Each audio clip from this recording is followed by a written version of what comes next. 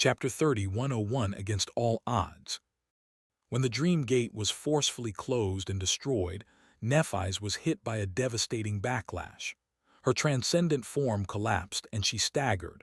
A torrent of blood exploded from her mouth. She fell to the ground, trembling, the white flames that burned in her eyes dancing erratically. Her mind was in tatters, temporarily plunged into a dazed state. The world was enveloped by darkness once more, flakes of ash swirling in the air.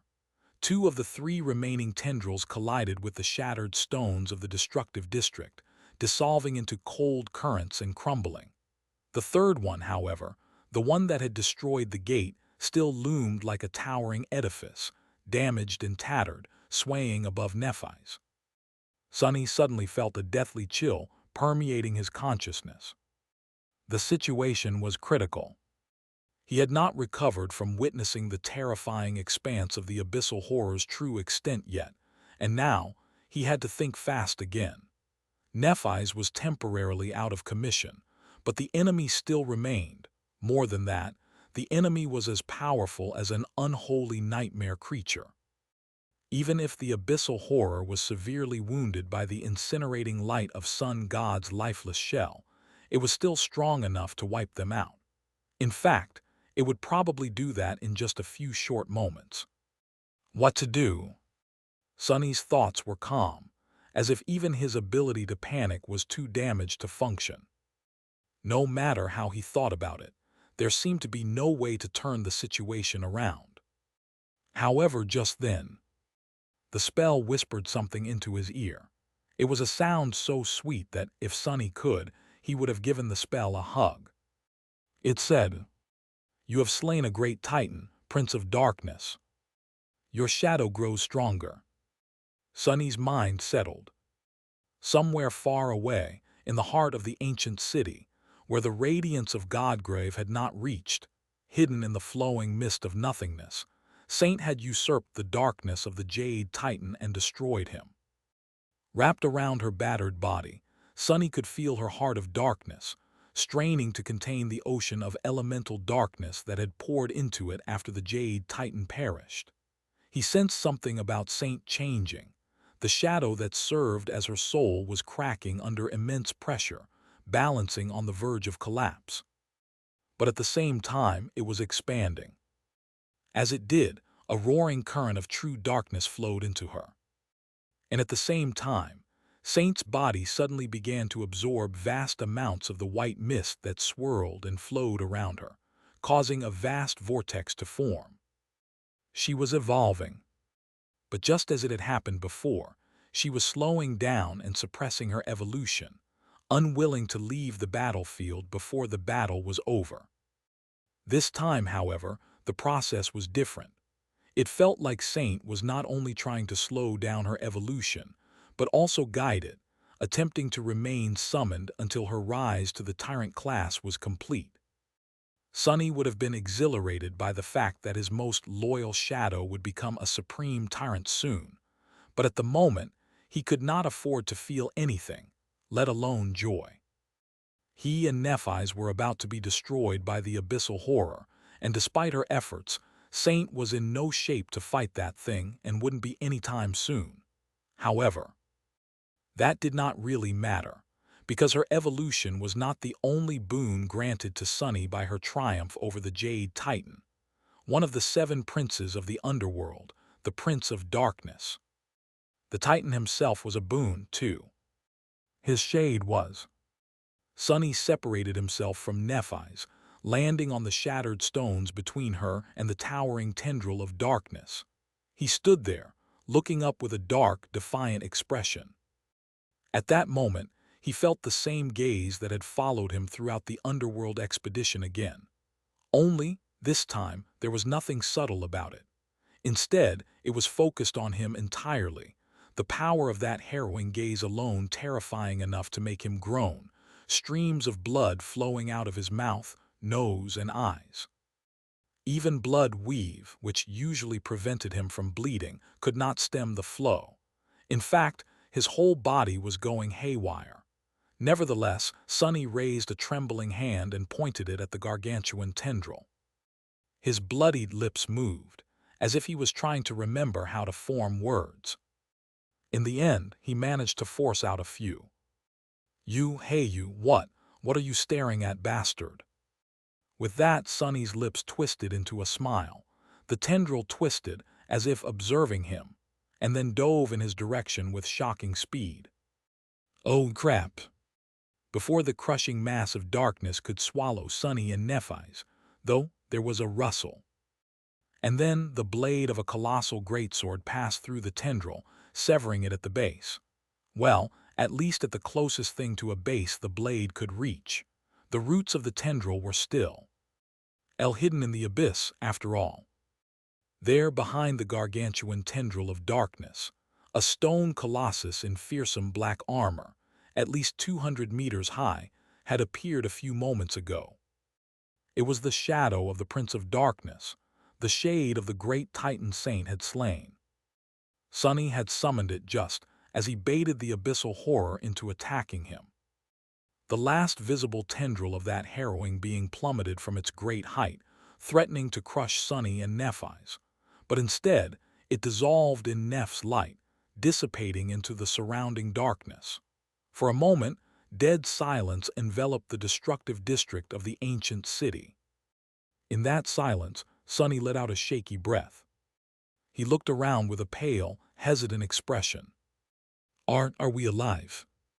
His voice was tentative. Raising both hands, he briefly touched his chest and shoulders. Then his expression changed to that of bewildered surprise. "We actually are." Sonny paused for a moment. "Well, I'll be damned." Chapter 30, 102 Tides of Darkness. Far away, Saint crouched, lowering herself to the surface of the river, and then leapt into the air. Wreathed in darkness and mist, her towering figure soared above the shattered stalagmite and landed on what remained of the ancient amphitheater's arena. She rose slowly, ruby dust spilling down the tattered surface of her black armor. Her eyes burned with crimson flames, regarding the world with cold intensity. She turned slowly, struggling to contain the ferocious tempest of annihilating forces raging in the depths of her lightless being, and glanced south, where, in the distance, the remnants of her silent army were making their last stand against the legion of fallen stone saints who defended the city. Without their commander, the tainted saints had lost some of their flawless cohesion.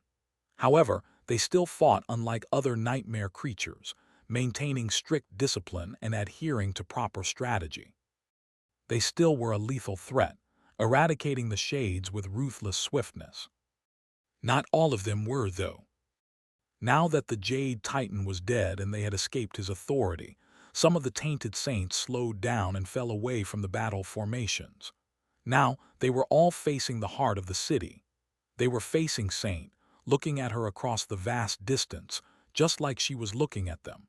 And under her gaze, they slowly lowered their weapons and knelt.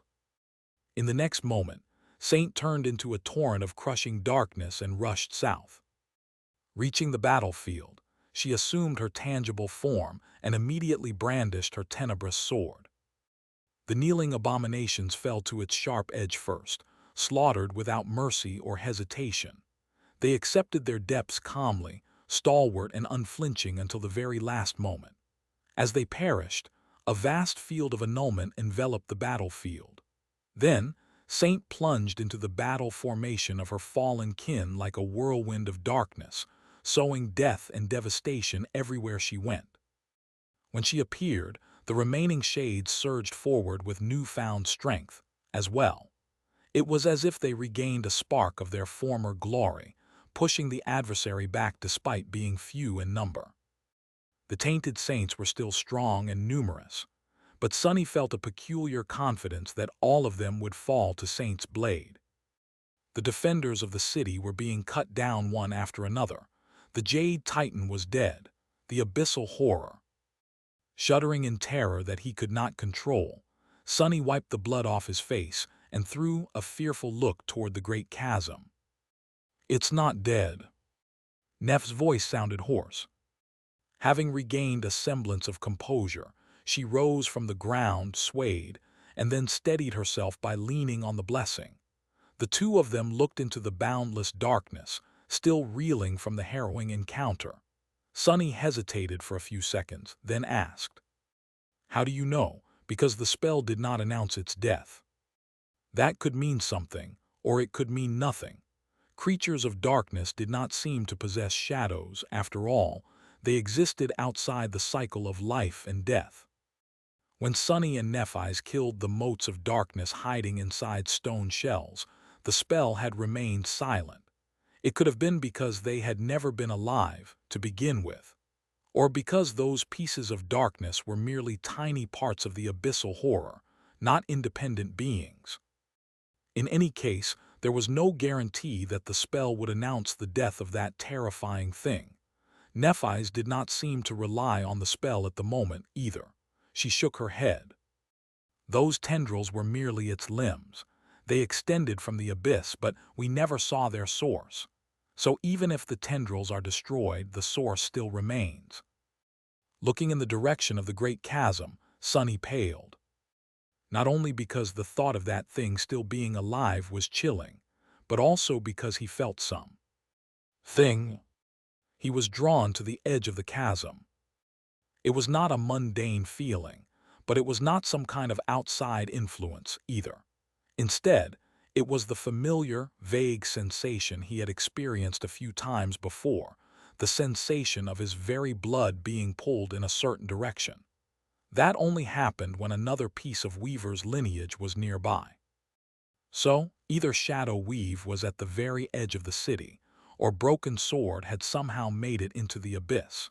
If it was the latter, then the last part of Weaver's lineage was either still inside the abyss or below it. As the name suggested, the underworld was located below the world, and below the underworld there was the abyss. And what was below the abyss? It was the Shadow Realm, the realm of death. Sunny doubted that Shadow Weave was there, though, because he would have sensed something otherwise. Granted, even though he had been on the outer reaches of the Shadow Realm, he had never made his way to the precise area where its dark sky connected to the abyss. Why would he, if that was where the dark drifters came from? So chances were that Shadow Weave was much closer.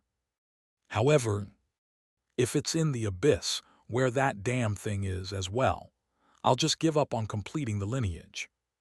Sunny did not hesitate to make that decision.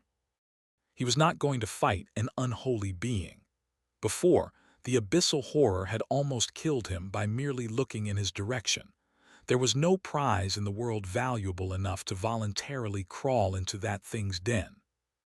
In fact, the mere fact that Sunny was not running away without looking back at the moment was already the height of foolishness. The smartest thing he could do was abandon the expedition immediately and flee the underworld. But well, he had brought two incarnations to this dark realm. One of them, currently with Saint, used his gloomy shadow as the avatar. The other used the insane shadow. And perhaps because of that, Sunny felt like he could not leave yet. He had to check, at least. He hesitated for a moment. Even if it's not dead, it has to be seriously wounded, right?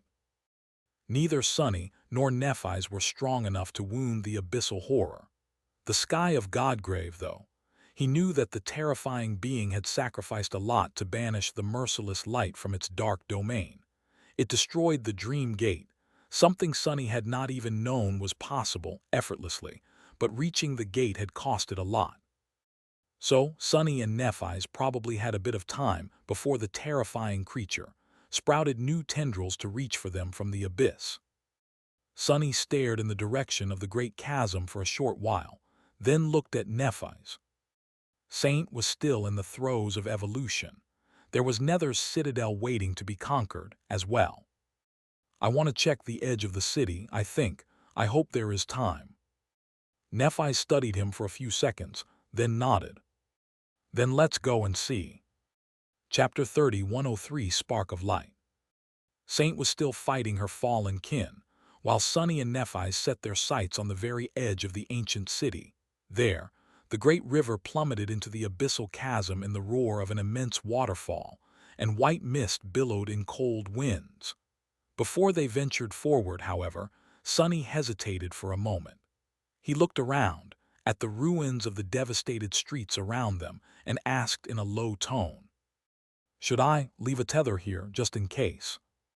It was unlikely that they would be able to remain in the underworld for much longer, but even if they were forced to retreat, a tether could help him return here at will. Sonny had doubts, though. Nephis shook her head. "You shouldn't." She wiped the blood off her lips and looked at the scorched expanse of shattered stone where her dream gate had stood. Her expression darkened. "Now that we are facing cursed and unholy beings, we need to rethink a lot of things. In the battle against the cursed demon, abjuration, it was able to use my connection to the longing domain to target its subjects.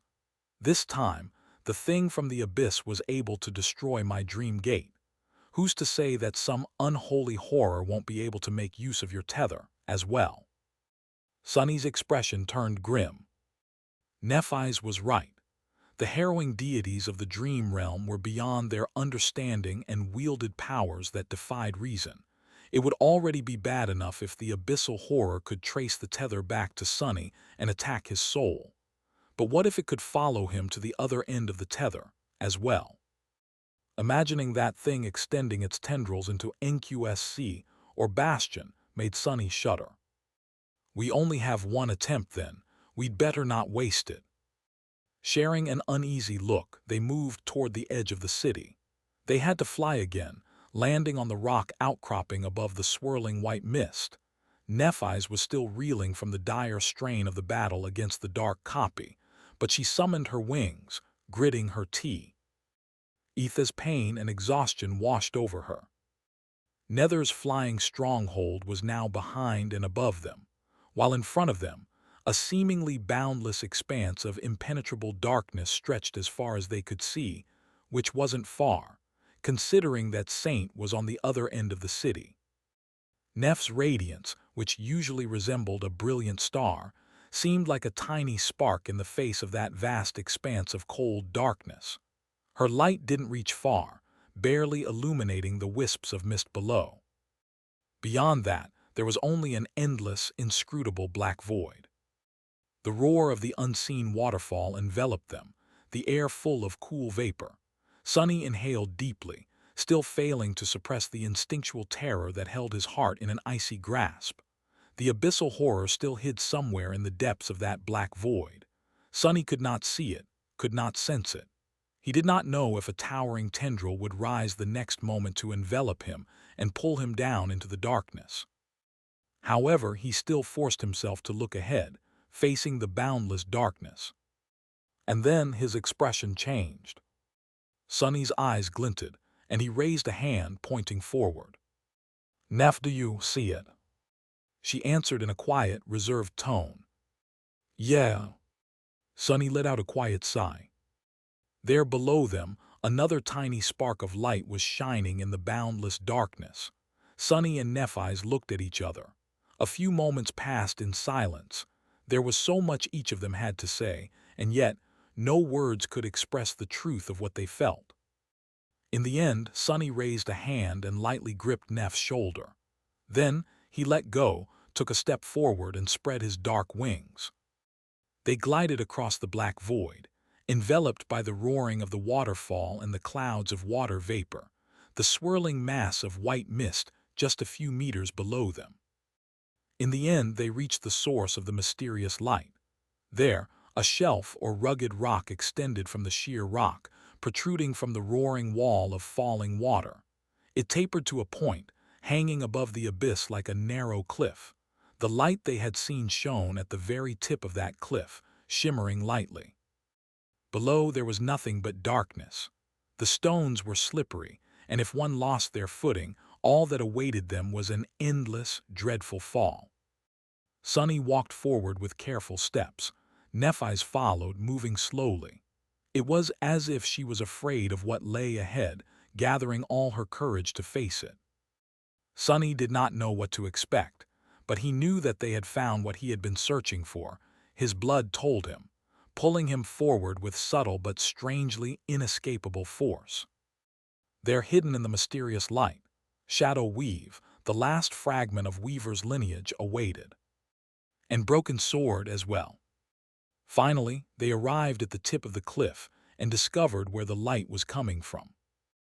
On the very edge of boundless darkness, a cracked sword was thrust into the stone at an angle. An enchanted lantern hung from its crossguard, illuminating a small patch of dark stone with luminous light. Despite the decades that had passed, the lantern still burned brightly, keeping the unfathomable mass of darkness at bay. And in front of the cracked sword, both Sunny and Nephis froze, looking down. They were looking at different things, though. Neph's gaze was aimed at the weathered bones that lay on the edge of the abyss. A white skull, a scattering of broken ribs, a fractured arm extending to the lantern. It was a skeleton of a human, battered and broken, covered by the tattered remains of a faded military uniform. It was her father, Broken Sword, the first human to have ever conquered the third nightmare, and the fourth one as well. What remained of him, hidden in eternal darkness? Sunny, however, was not looking at the forlorn remains of the great hero of humanity. Instead, he was looking at the shadow cast by the skeleton. The shadow was lying on the cold stones. However, it was not broken or battered. It was not a human shadow either. Instead, it was tall and imposing, shrouded in a long mantle. 8 hands extended from the folds of the mantle and atop the shadow's head. 3 twisting horns rose like a crown. It was a shadow of Weaver, the demon of fate. Chapter 30, 104, Broken Sword. So he was dead after all. Neph's even voice sounded like a dull blade. She remained motionless for a long while, then slowly approached the weathered skeleton. A soft sigh escaped from her lips. She stayed silent, then asked in a quiet whisper, "Why are you lying here all alone?" Sunny kept quiet as well, still looking at the tall shadow that the remains of Broken Sword cast. The shadow of Weaver.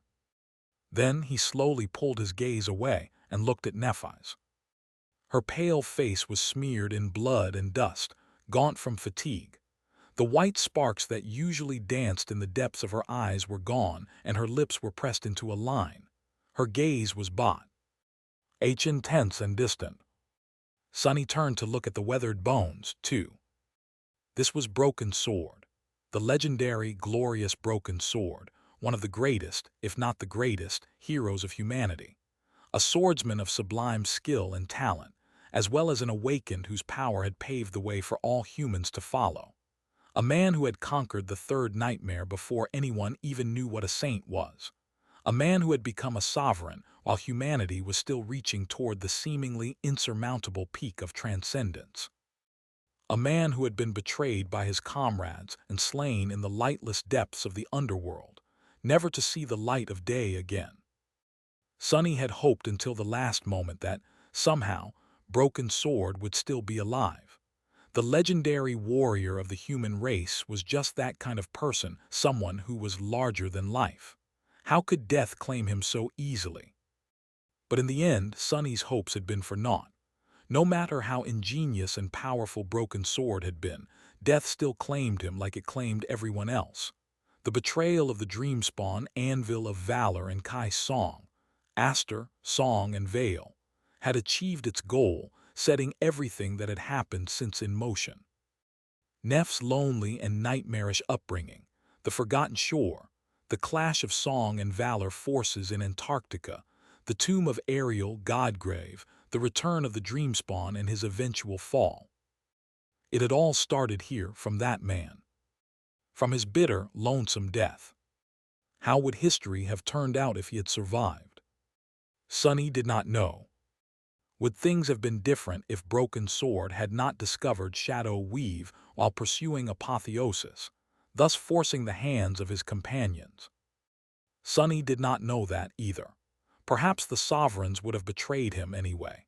Gods knew the Dreamspawn certainly had been harboring sinister ideas, and Anvil had not needed a reason to disdain Broken Sword. He had only needed an excuse. But none of that mattered now, since all of them were gone. Broken Sword was gone as well, had been gone for a long, long time.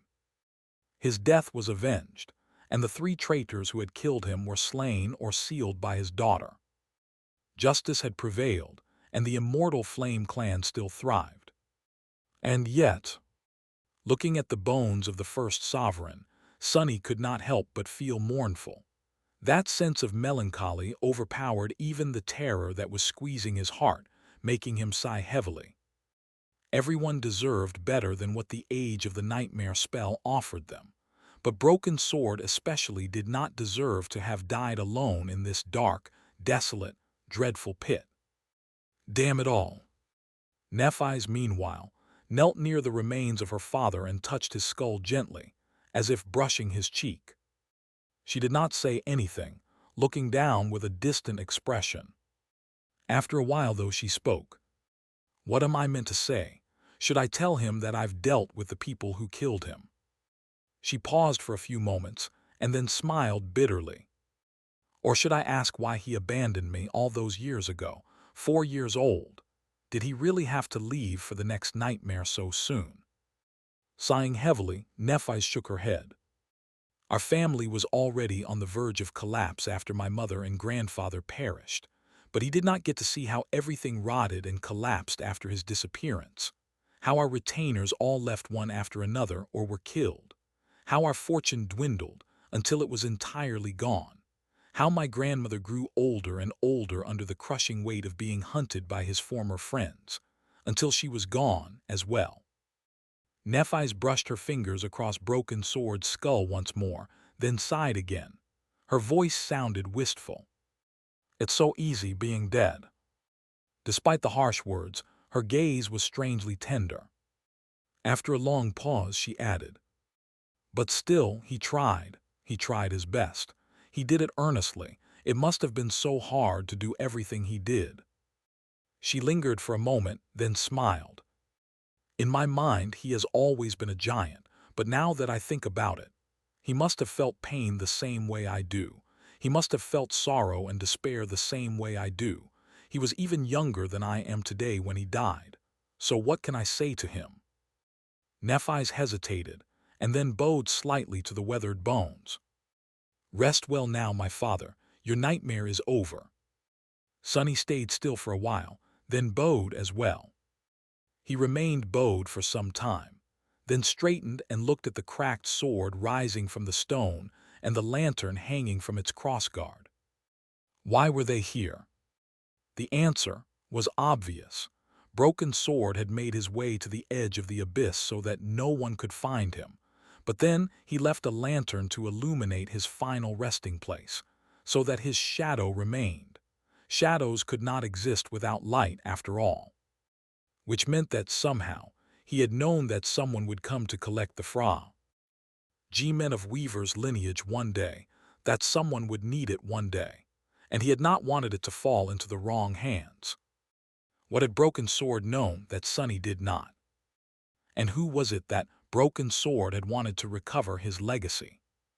There were no answers, and there would probably never be. Nephis remained silent for a few moments, and then said quietly, "We shouldn't linger, so it would be wise to do what you wanted to do fast. I'll take his bones after you're done. He should be buried with the rest of my family. Actually, most of those graves are empty, but now there will be one less." Sunny nodded slowly, and then approached the towering shadow of Weaver. Throwing a guarded look into the dark chasm, he hesitated for a moment, and then reached toward the shadow, drawing it into his soul. It responded to his call without resistance. In the next moment, Sunny shuddered. Chapter 30, 105 Shadow Weave.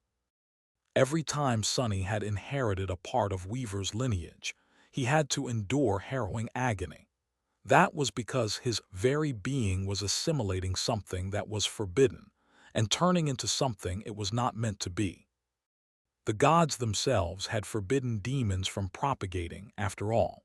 So, by inheriting the legacy of Weaver, Sunny was going against the will of the gods, against the nature of his existence itself. However, when a shadow cast by the demon of fate fused with his own, there was no pain.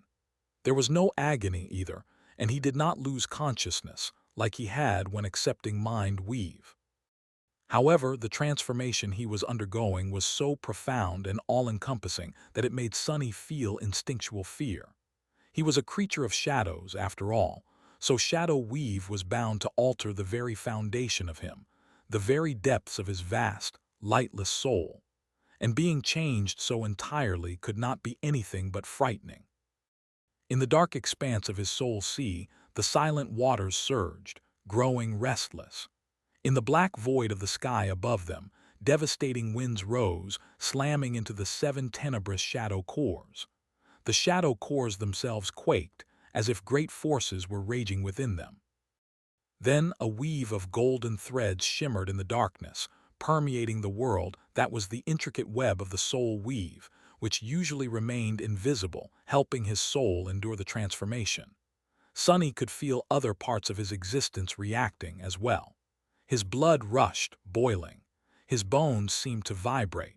His muscles contracted and relaxed uncontrollably, answering an unknown impulse. His state of mind changed subtly, making him feel like he was observing himself from outside himself. His titanic will expanded and receded like an ocean, as if affected by the pull of some unfathomable, invisible mass. Perhaps it was the mass of his will itself changing as well. What? Sonny drew a labored breath. Then a quiet groan escaped from his lips. He swayed and leaned on Nephis to support himself, feeling a profound change overcoming his entire self. What is happening to me? For a moment, a frightening thought flashed through Sonny's mind. He was suddenly afraid that by inheriting all fragments of Weaver's lineage, he was becoming Weaver, that the treacherous demon had left these seeds for some unfortunate soul to find so that the great and horrible demon of fate could be reborn, replacing their foolish, short-sighted heir. Their epigone. But no, that was not how lineages worked. None of those who had inherited the lineages of the great gods became vessels for the dead gods. More than that, Weaver had willingly and meticulously arranged their own death. If they wanted to escape it, they would not have spared Orphan of the Nine to begin with. Weaver had definitely scattered fragments of their lineage across the dream realm for a purpose, but simply being reborn, the treacherous demon of fate would not have pursued a goal so trivial. They would definitely have had a far more diabolical purpose in mind. One part of their legacy was the nightmare spell. The other, Sonny, was that legacy, at least a part of it, but even he did not fully understand Weaver's intent. I just have to endure. Gritting his teeth, Sonny tried to calm himself and explore the changes his nature was undergoing. He did not know what inheriting shadow weave had done to Broken Sword, or would have done to anyone else for that matter, anyone else except him. Sonny was a divine shadow, after all, so he was bound to have a special connection to this part of Weaver's inheritance. Shadow weave fused with his dark existence, producing a powerful and wondrous synergy. Sonny could feel all aspects of him being enhanced and altered, as if a binding substance was added to the sublime alloy of his body and soul. In fact, there was not one, but two great waves of alteration happening to him. The first came from Shadow Weave altering his whole being. The second came from seventh fragment of Weaver's legacy fusing with the other six, completing the forbidden lineage. What exactly? Even before reading the description of the spell, Sonny tried to fathom the nature of what was happening to him, of the first wave of alterations at least. His powers were not exactly growing. However, they were changing. It felt as if a whole new facet of the shadow slave aspect was being revealed to him, something he had always been meant to know and control, but failed to understand and master on his own. Perhaps he could never have mastered it to begin with, not without receiving the lineage of a deity.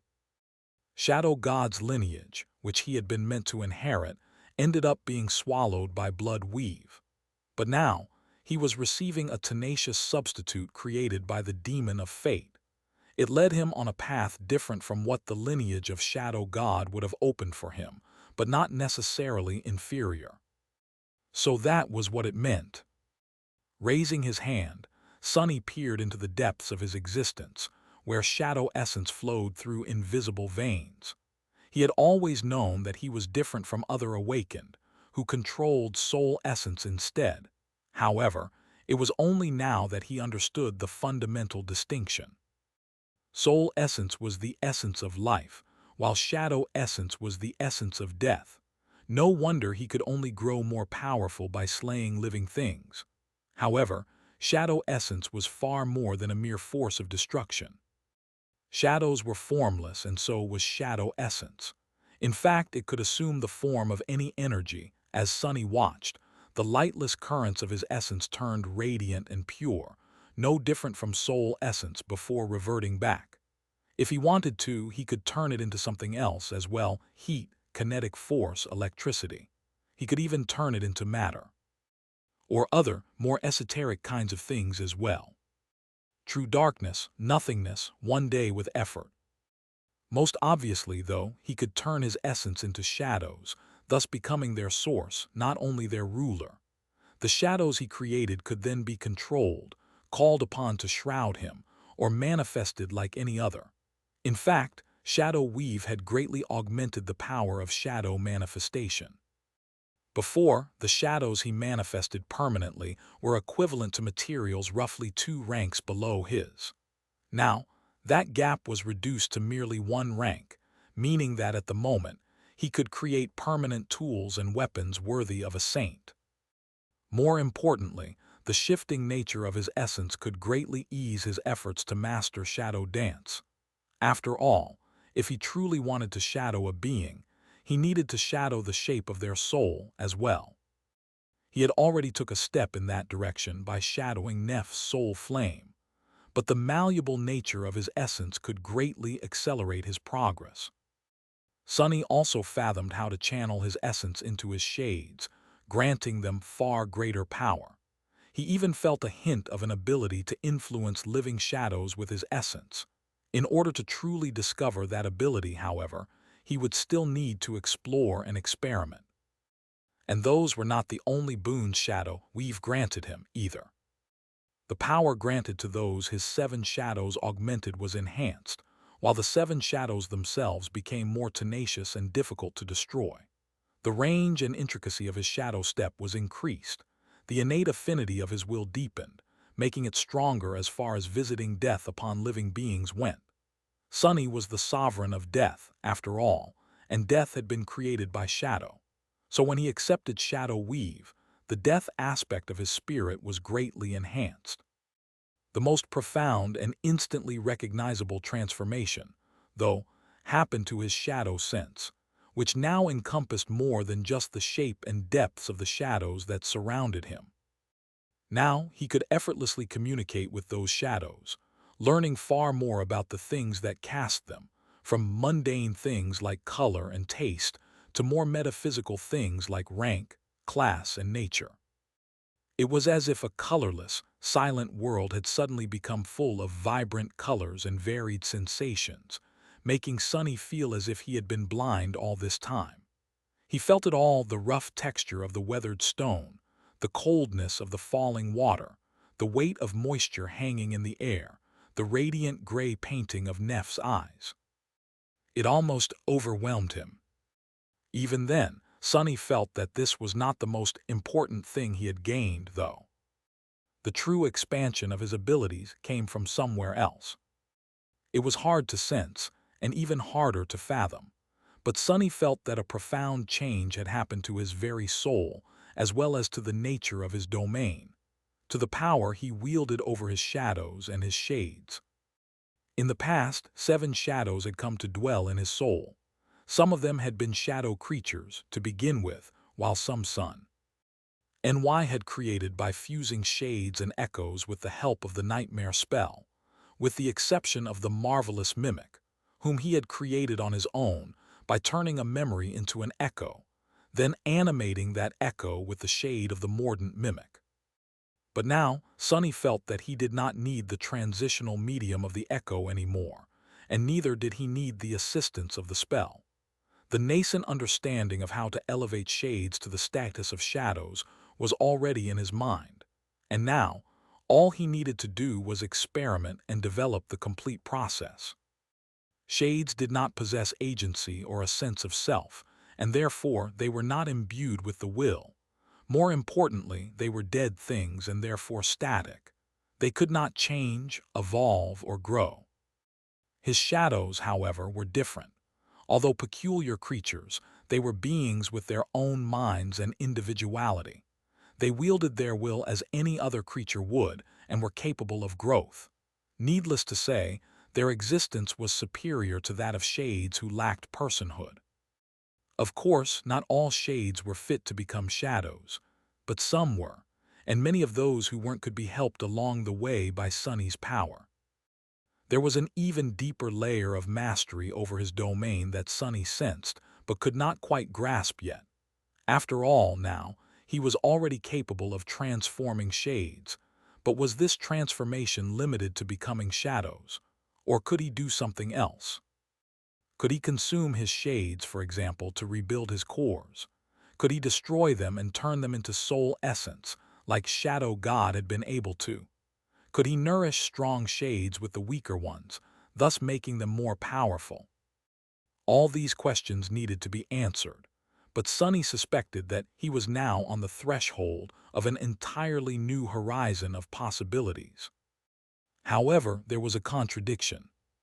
Why would he try to consume the shades in order to build new shadow cores if he was already a titan? And why would he elevate the shades to the status of shadows if he already ruled 7 shadows and could not accept more? And there hid the final part of the new power Sonny sensed.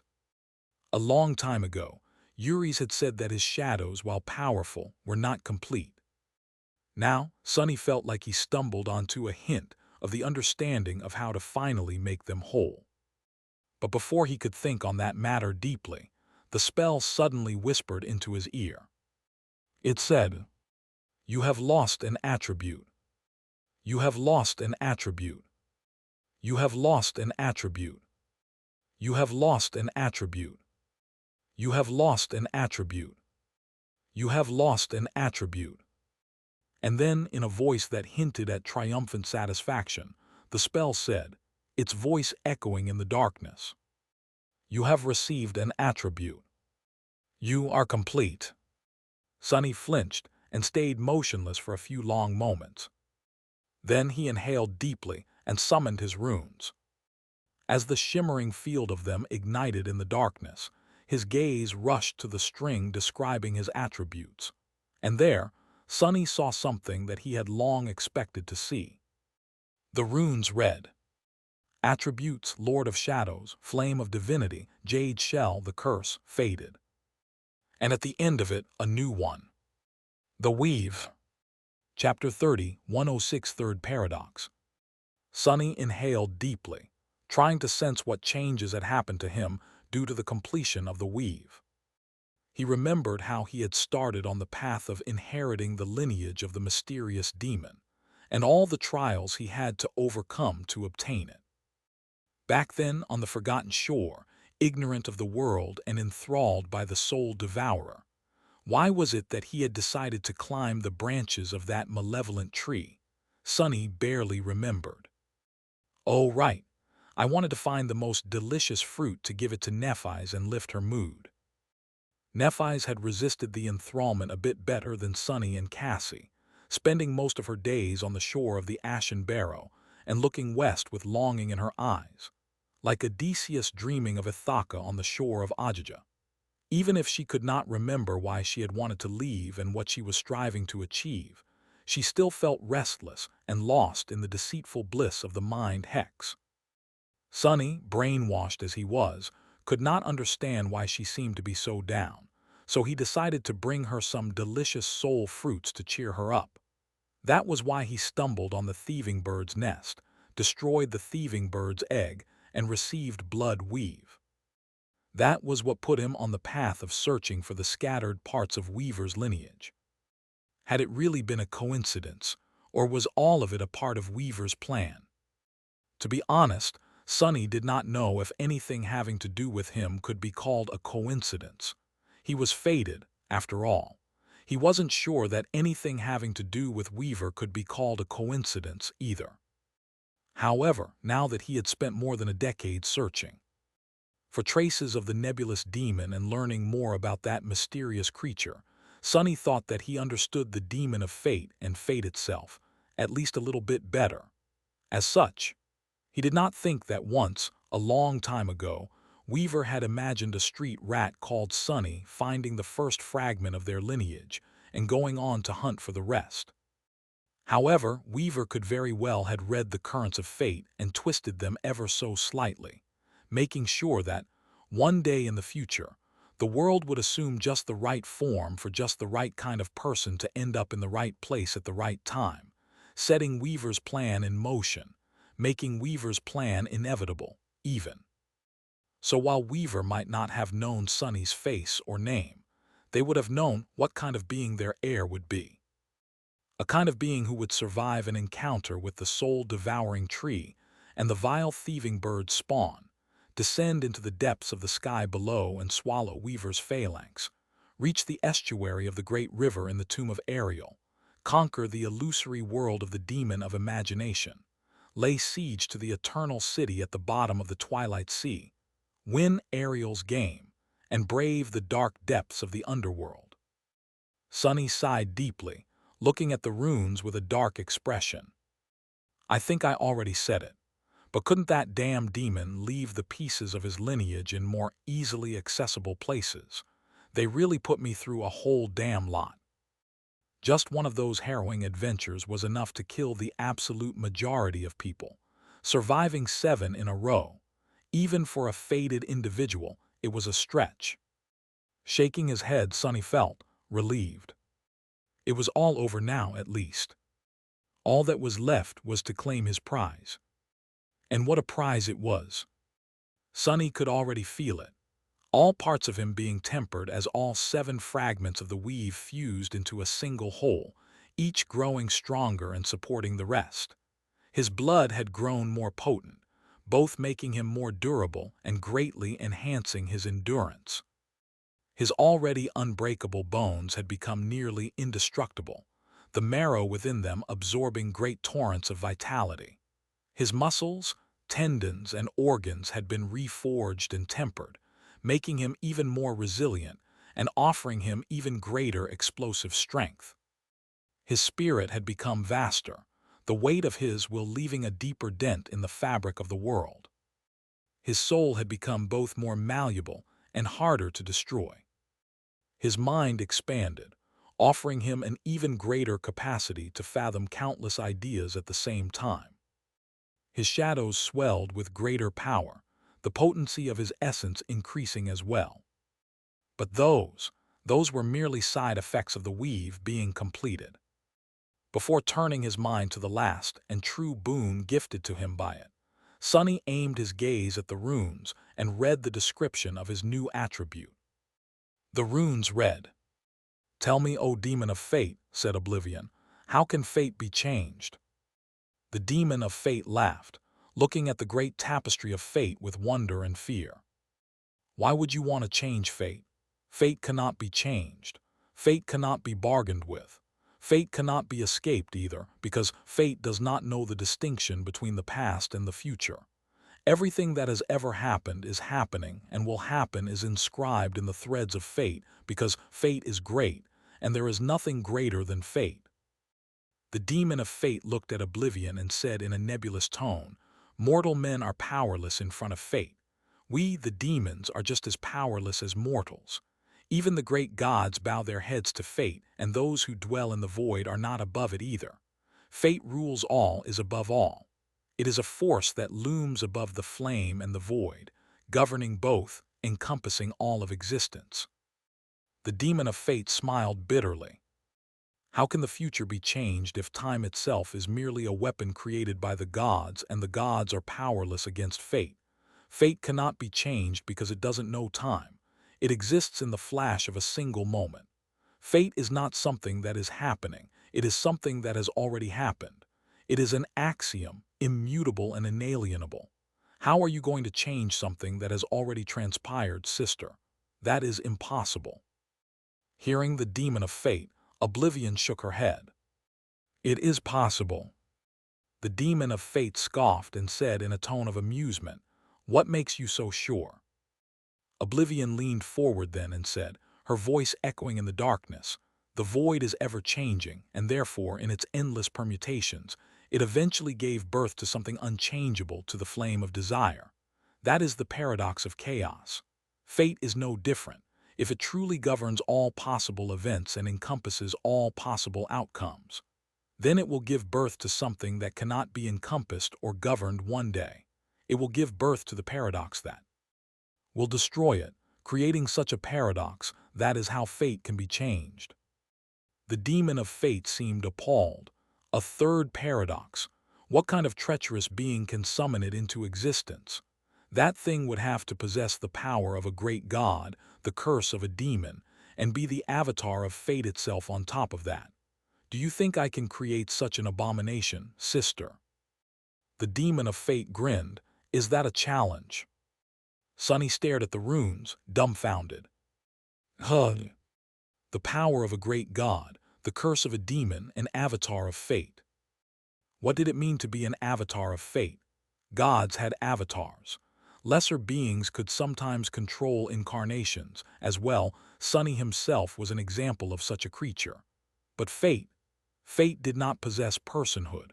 It did not have goals or ambitions either.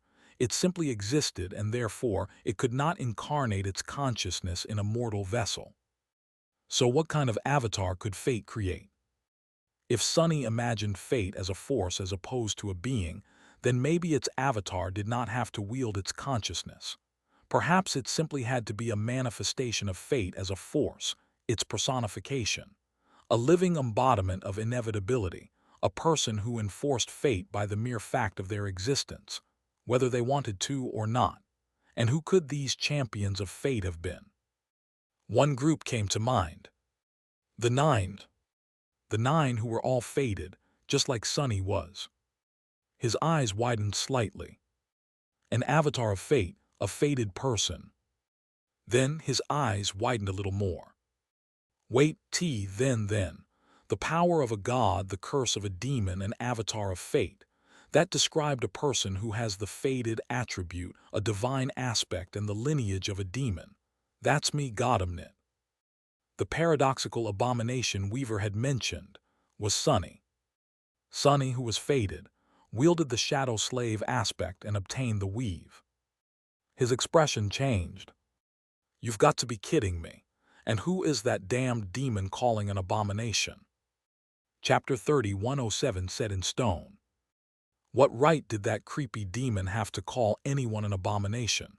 That eerie thing had 8 hands, with 7 fingers on each one. And it doesn't even make sense. Why 8 hands? Because spiders who wove silk had 8 legs. What about Weaver's legs? The great and terrible demon of fate had those too, presumably. Add those to the 8 hands and you get 10 limbs. That would make Weaver more like a crab or a lobster, not a spider. Where did that creepy lobster get the nerve to call Sunny an abomination? Sunny grimaced and rubbed his face. What am I even thinking about? He was simply reeling from reading the description of the weave. That one sounded like a personal message to him more than any other, answering the question he had just asked himself. However, like all the answers the spell gave, it only gave birth to a greater swarm of questions. There is a lot to ponder on here. Sunny closed his eyes for a moment. First of all, and most importantly, was the identity of who Weaver was talking to, as well as the general content of their conversation. It was a conversation between the demon of fate and the demon of oblivion, the most mysterious and least known of all the demons. More than that, shockingly, the description of the weave suggested that it was Oblivion who had first broached the subject of changing fate, not Weaver. Can I even trust anything Weaver said? Weaver was known to be a consummate liar. However, somehow, Sunny felt like the nebulous demon had been sincere in this conversation. In fact, the whole tone of the conversation was unlike the Weaver Sunny had come to know. It almost felt like the version of the demon of fate shown in this description was much younger and less burdened than all other versions Sunny had witnessed. Still, Sunny had always felt that Weaver's true ambition was to break fate. And how could he not? After all, the nightmare spell, Weaver's greatest masterpiece, had always rewarded its carriers for defying fate as much as they could. The more your actions in the nightmare changed the fated outcome, the greater its evaluation was. It was startling to find out that the idea of going against fate, as well as the general blueprint of how to achieve it, had actually come from. Wait, who was it again? Sunny frowned and seemed confused for a moment.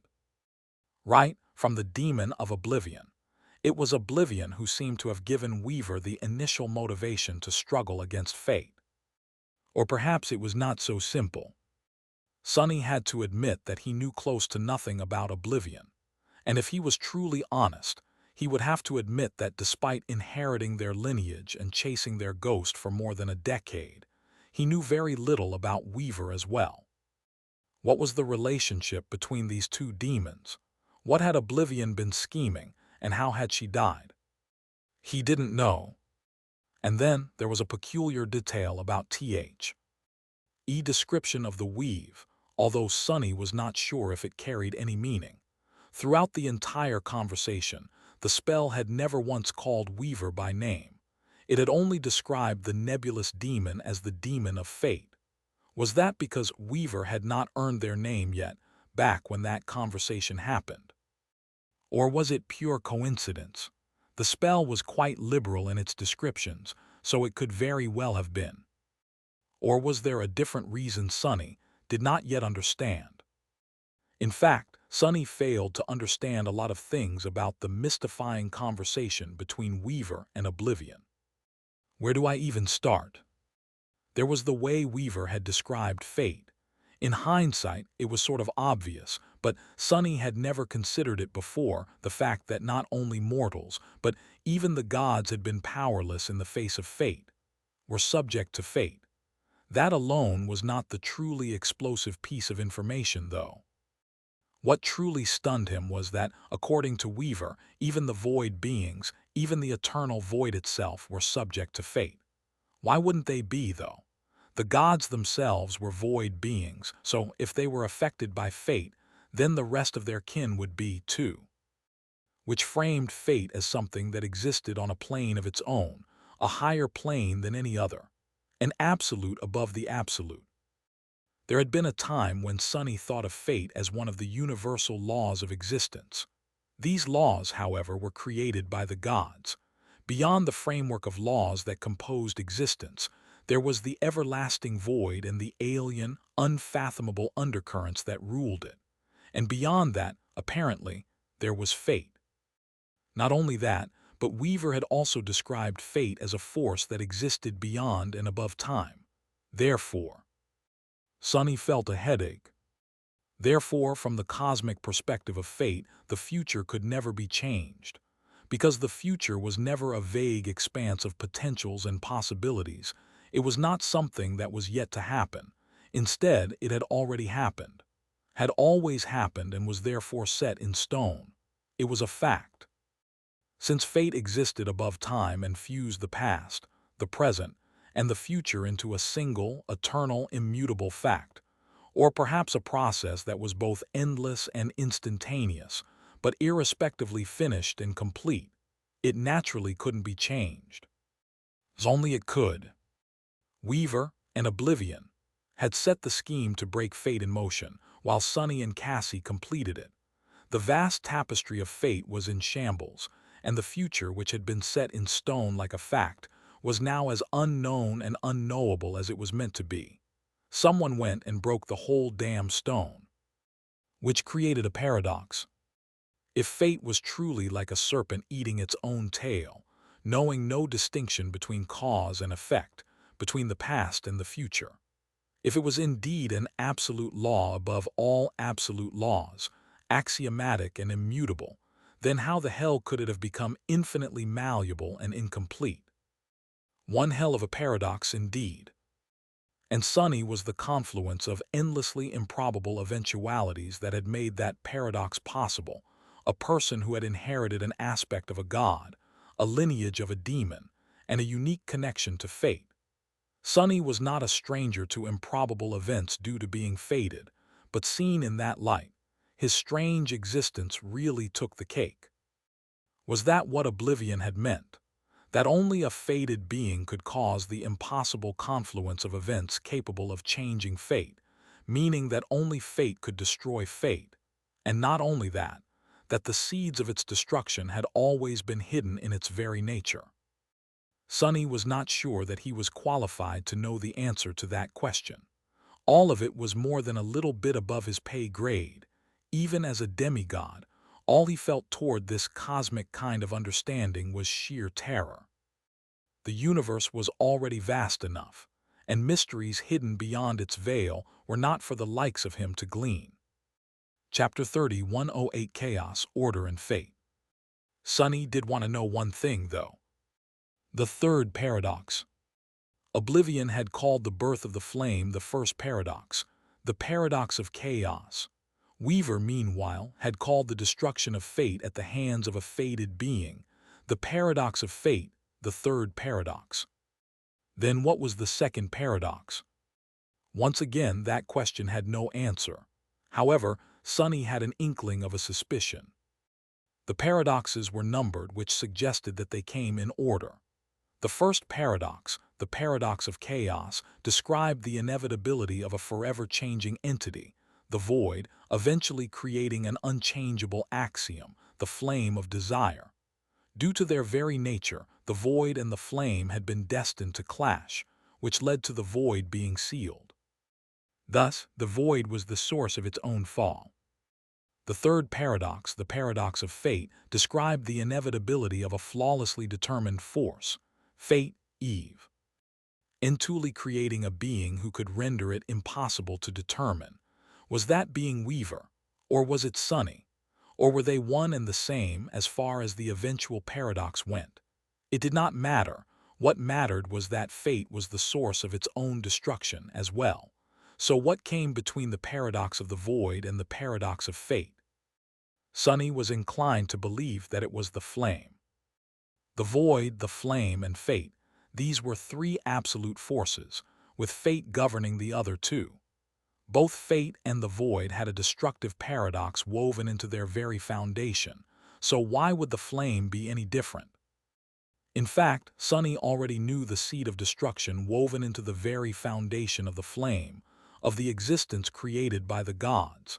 In fact, there were two strong candidates for what the second paradox, the paradox of order, could be. The first potential seed of destruction was defined by a simple question that Nether, the demon of destiny, had once asked the goddess of the black skies, and later expanded on by the puppeteer moth, the spirit of doubt.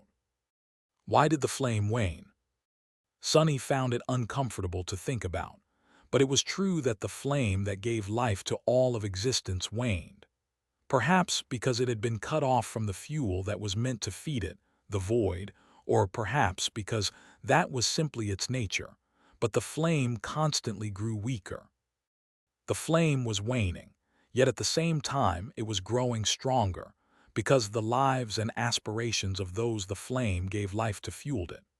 According to the puppeteer, living beings existed exclusively to feed the flame with their lives, which was the epitome of cruelty and endless hunger. Sunny, however, did not really believe the sinister moth. He rather saw the process as a part of natural, symbiotic, and even beautifully poetic order.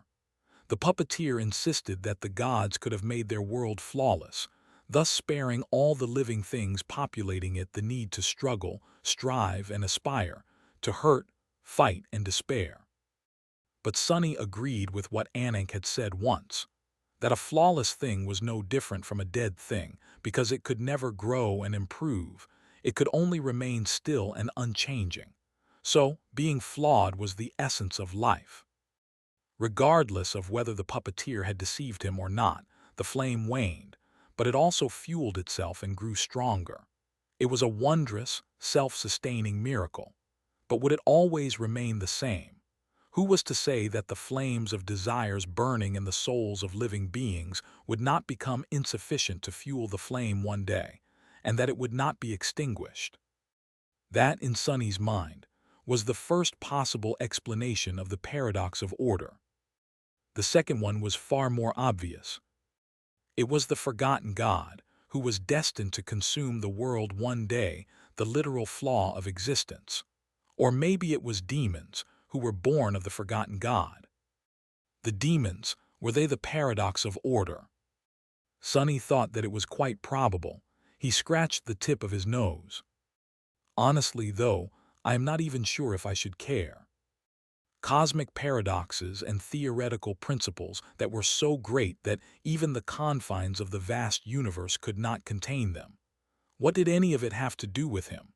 Sonny had a bunch of far more practical problems to deal with.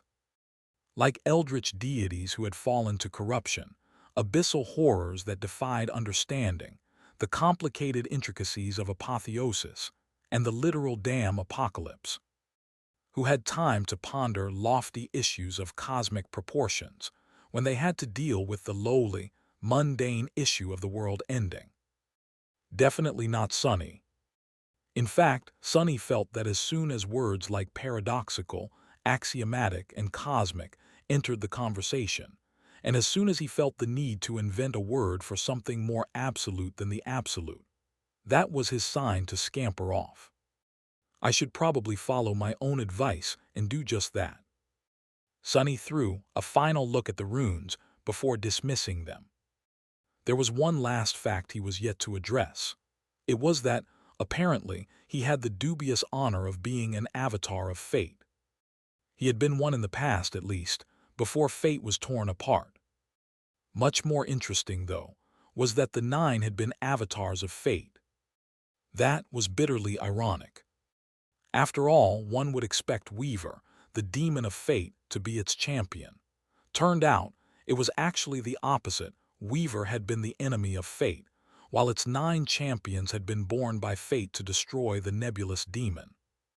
In hindsight, it was a miracle that Weaver had survived for so long while going against 9 walking manifestations of fate, of an absolute force that both the void and the flame bowed to, despite their humble beginning.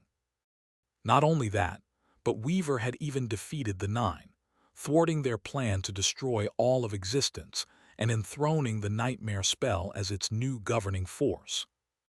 The mission of the nightmare spell was still shrouded in mystery. One thing about it, however, was clear. It was that the spell had not completed its mission yet. Would it achieve what Weaver had created it to do in the end? I guess it depends on me, Nephis, and Cassie. Coincidentally, Sonny was an heir of a demon, Nephis was an heir of a god, and Cassie was a seer deeply connected to fate. How would their journey, and therefore Weaver's design, end? To answer that question, they would have to wait and see. Chapter 3109, The Spellweave. Sonny sighed and glanced into the darkness where the runes had shimmered a few seconds ago. It would have been nice if the spell had explained clearly what the function of the weave truly was. However, in its usual manner, it presented him with a riddle in the form of a conversation between 2 demons instead. Sure, he had learned a lot from the description of the weave, but nothing about the weave itself.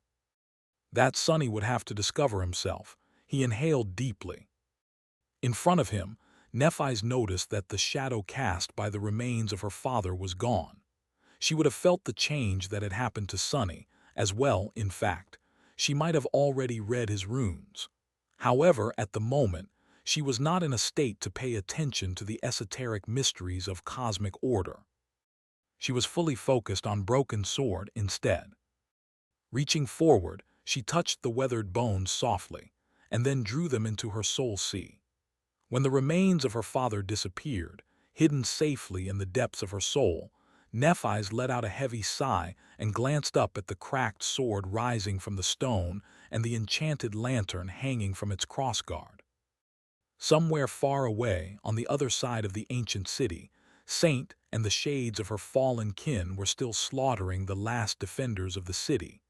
There were not a lot of abominations left, while the ranks of her taciturn army were swelling. That battle, too, would be over soon. However, now that the initial days of having completed the weave was gone, Sonny felt an eerie, cold feeling settle in his chest.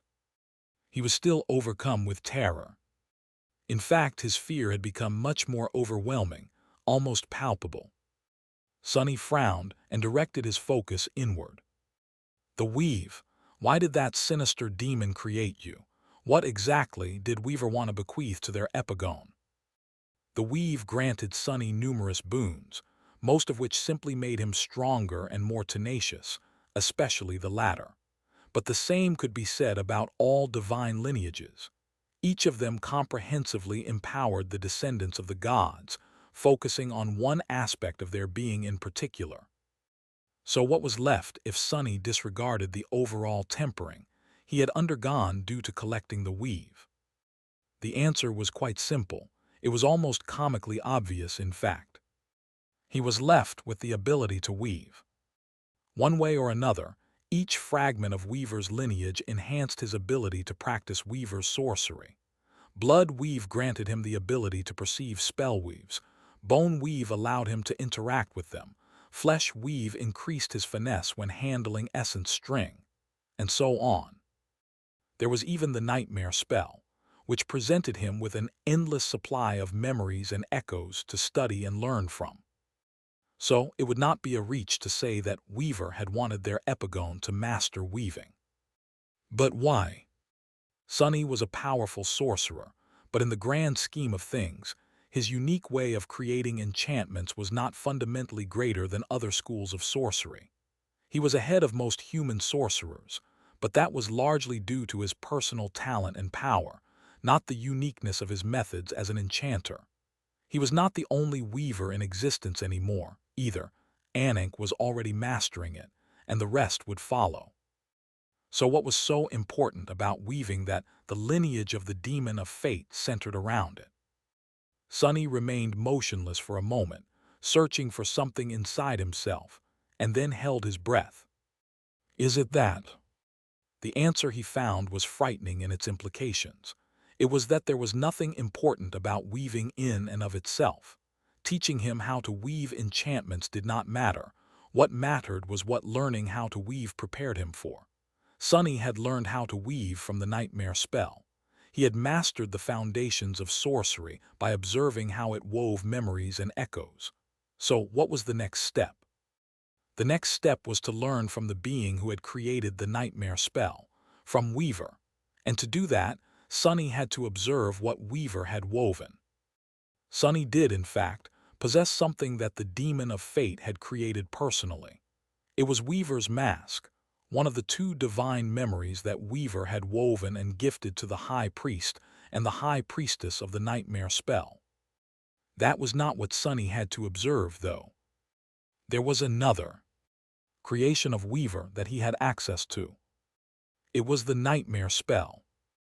The nightmare spell, the inner workings of which all awakened saw in the brief seconds between conquering a nightmare and returning into the harsh embrace of reality.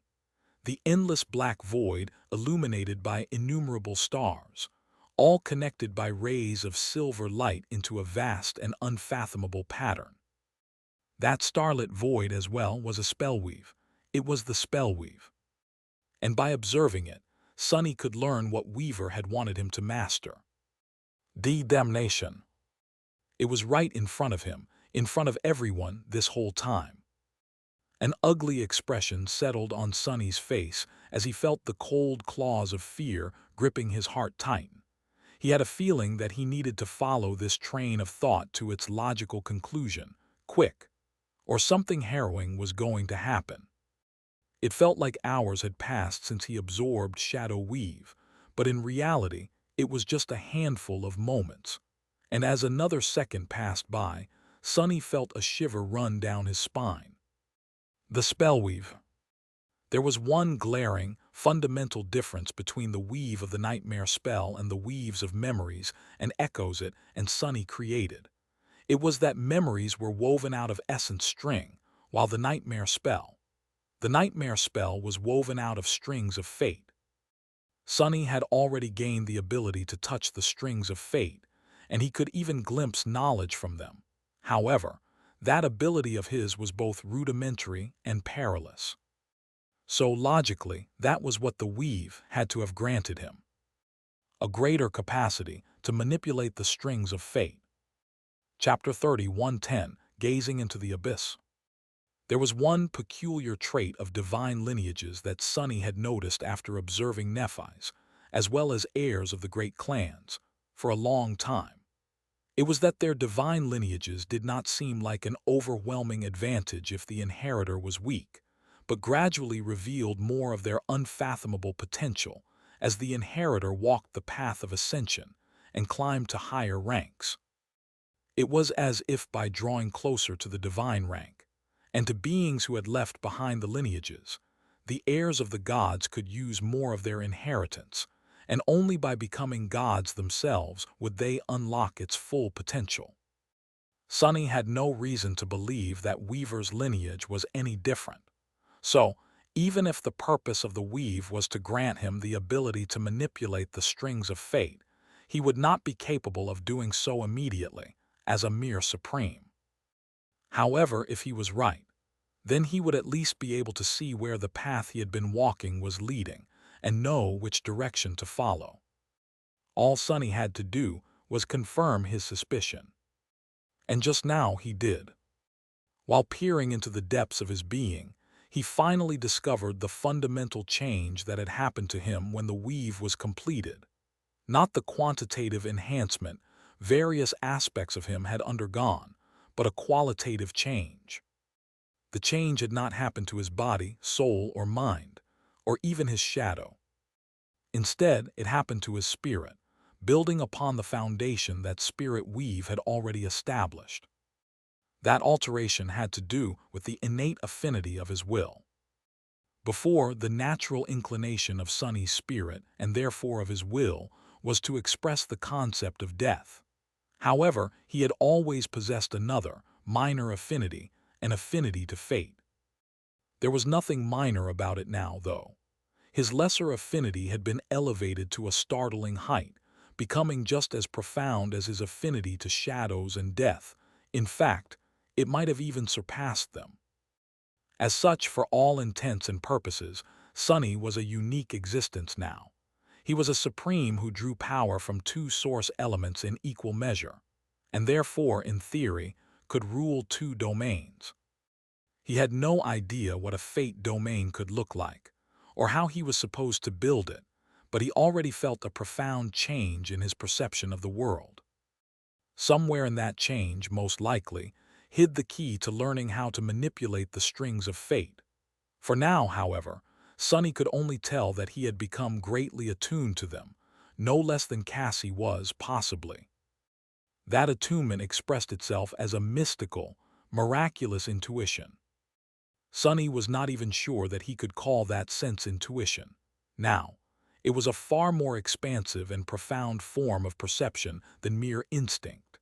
It not only provided him with seemingly prophetic hints and hunches, but also granted him a profound, subliminal understanding of everything that surrounded him, as if he was subconsciously drawing knowledge from the strings of fate that brushed against him. Sunny suspected that if the part of the great tapestry of fate that described the future was still intact, he would have been able to sense what would happen in the future, as well. Since Cassie and he had broken fate, though all he would sense was the past and present. However, his subconscious grasp of what had transpired and was transpiring around him was now far greater than his conscious understanding, granting him far greater awareness. His intuition had reached a truly supernatural level. Sunny finally inhaled, shivering. Because now that he was aware of how his intuition had changed, he could not help but realize that the eerie fear that had pierced his heart was not rational. It was his subconscious connection to fate telling him that something harrowing was about to happen. That something frightening was now imminent. What? Concentrating on his newfound, miraculous intuition, Sonny tried to discern more about the imminent danger. He couldn't quite sense what it was, but he managed to determine the direction from which the threat was emanating. Unsurprisingly, it was the bottomless chasm in front of them. "It's time for us to run." That was what Sonny wanted to say. However, as he directed his attention to the dark abyss, a peculiar compulsion suddenly overcame him. It was as if something vast and invisible enveloped him, effortlessly breaking his formidable defenses, the great fortress wall built around his mind, as well as the deep moat filled to the brim with his titanic will. He did not even realize what had happened. As Saint finished off the last defenders of the city, and as Nephis rose from the ground with a distant look on her face, Sonny fell into a daze. Not quite realizing what he was doing, he walked past her and stopped at the very edge of the cliff, beyond the cracked sword and the shining lantern. Then, even knowing that he would not see anything in the endless void of elemental darkness, Sonny gazed into the abyss. And when he did, the abyss gazed back at him. Sonny froze. Even though he was unable to see, he still perceived what was hidden far below. Perhaps he sensed it through the vibrations of the strings of fate, or perhaps the laws of existence were simply twisted and perverted by the being hidden there. What he saw, drifting there in the abyssal darkness, was a giant, weathered skeleton of a humanoid being. Its bones were broken, the proportions of its body were slightly wrong, and there were 3 distressing, empty sockets on its eerie skull. The being's flesh was long gone, but it was not dead. Instead, a universe of appalling corruption made its nest in the flawlessly white bones, animating them with a profane semblance of life. No, not profane. Unholy. The being gazing at Sonny from the depths of the abyss was an unholy nightmare creature, a dark god of corruption. However, it was not the abyssal horror he and Nephis had fought, because Sonny could perceive that horror too. The abyssal horror was like a web of dark tendrils that had wrapped itself around the giant skeleton, endlessly flowing, binding it, restraining it like shackles, and imprisoning it in the abyss. Or at least it had been. Now that hundreds of the dark tendrils had been incinerated by the flames of Godgrave, its ability to restrain the unholy nightmare creature was grievously diminished. In fact, it had become woefully insufficient, and the prisoner of the abyss was on the verge of breaking free. At that moment, Sonny's shoulders fell. He realized that it was already too late to escape. In fact, he had already failed to escape, because the moment the unholy one's gaze fell on him, and the moment Sonny beheld its distressing visage, the seeds of corruption started to bloom in his soul, consuming it, a part of it at least. One of his shadow cores, the one that belonged to the incarnation standing on the edge of the great chasm, was now overflowing with appalling darkness, being slowly swallowed by it. Far below, more of the dark tendrils snapped, and the skeleton moved its giant hand faintly, pointing a bony finger up. At that moment, Sonny did 2 things.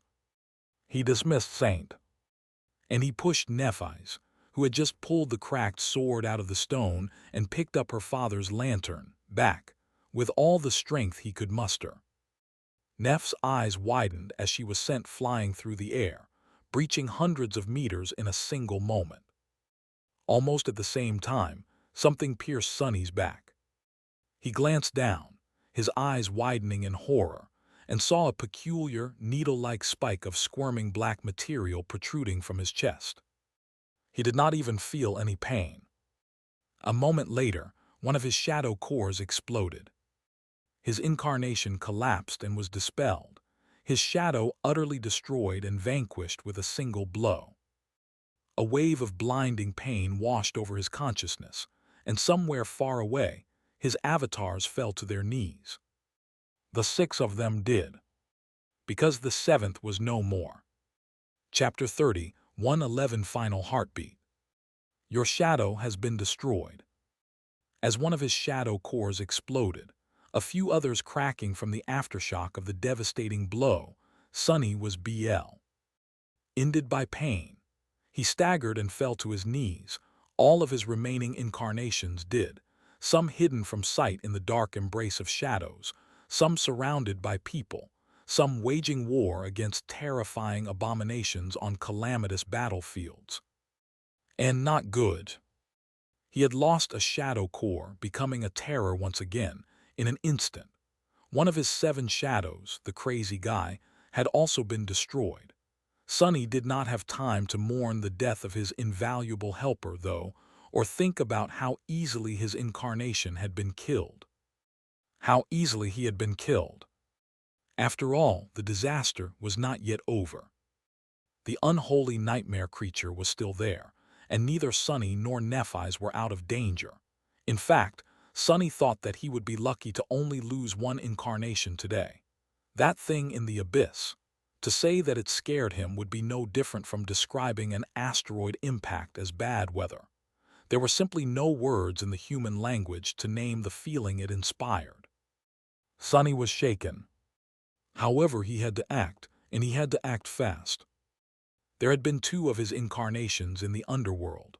One was gone now, but the other one remained.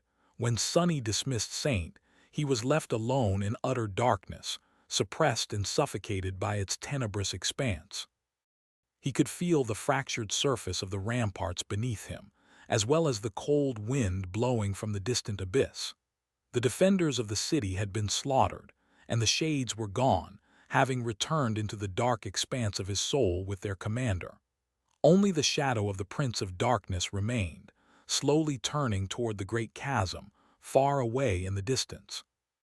Nephis flashed past the towering colossus, then landed nimbly on the scorched and fractured surface of the devastated square. She slid back dozens of meters, finally coming to a halt at the very edge of a deep fissure. By then, the Prince of Darkness was already swinging his enormous sword.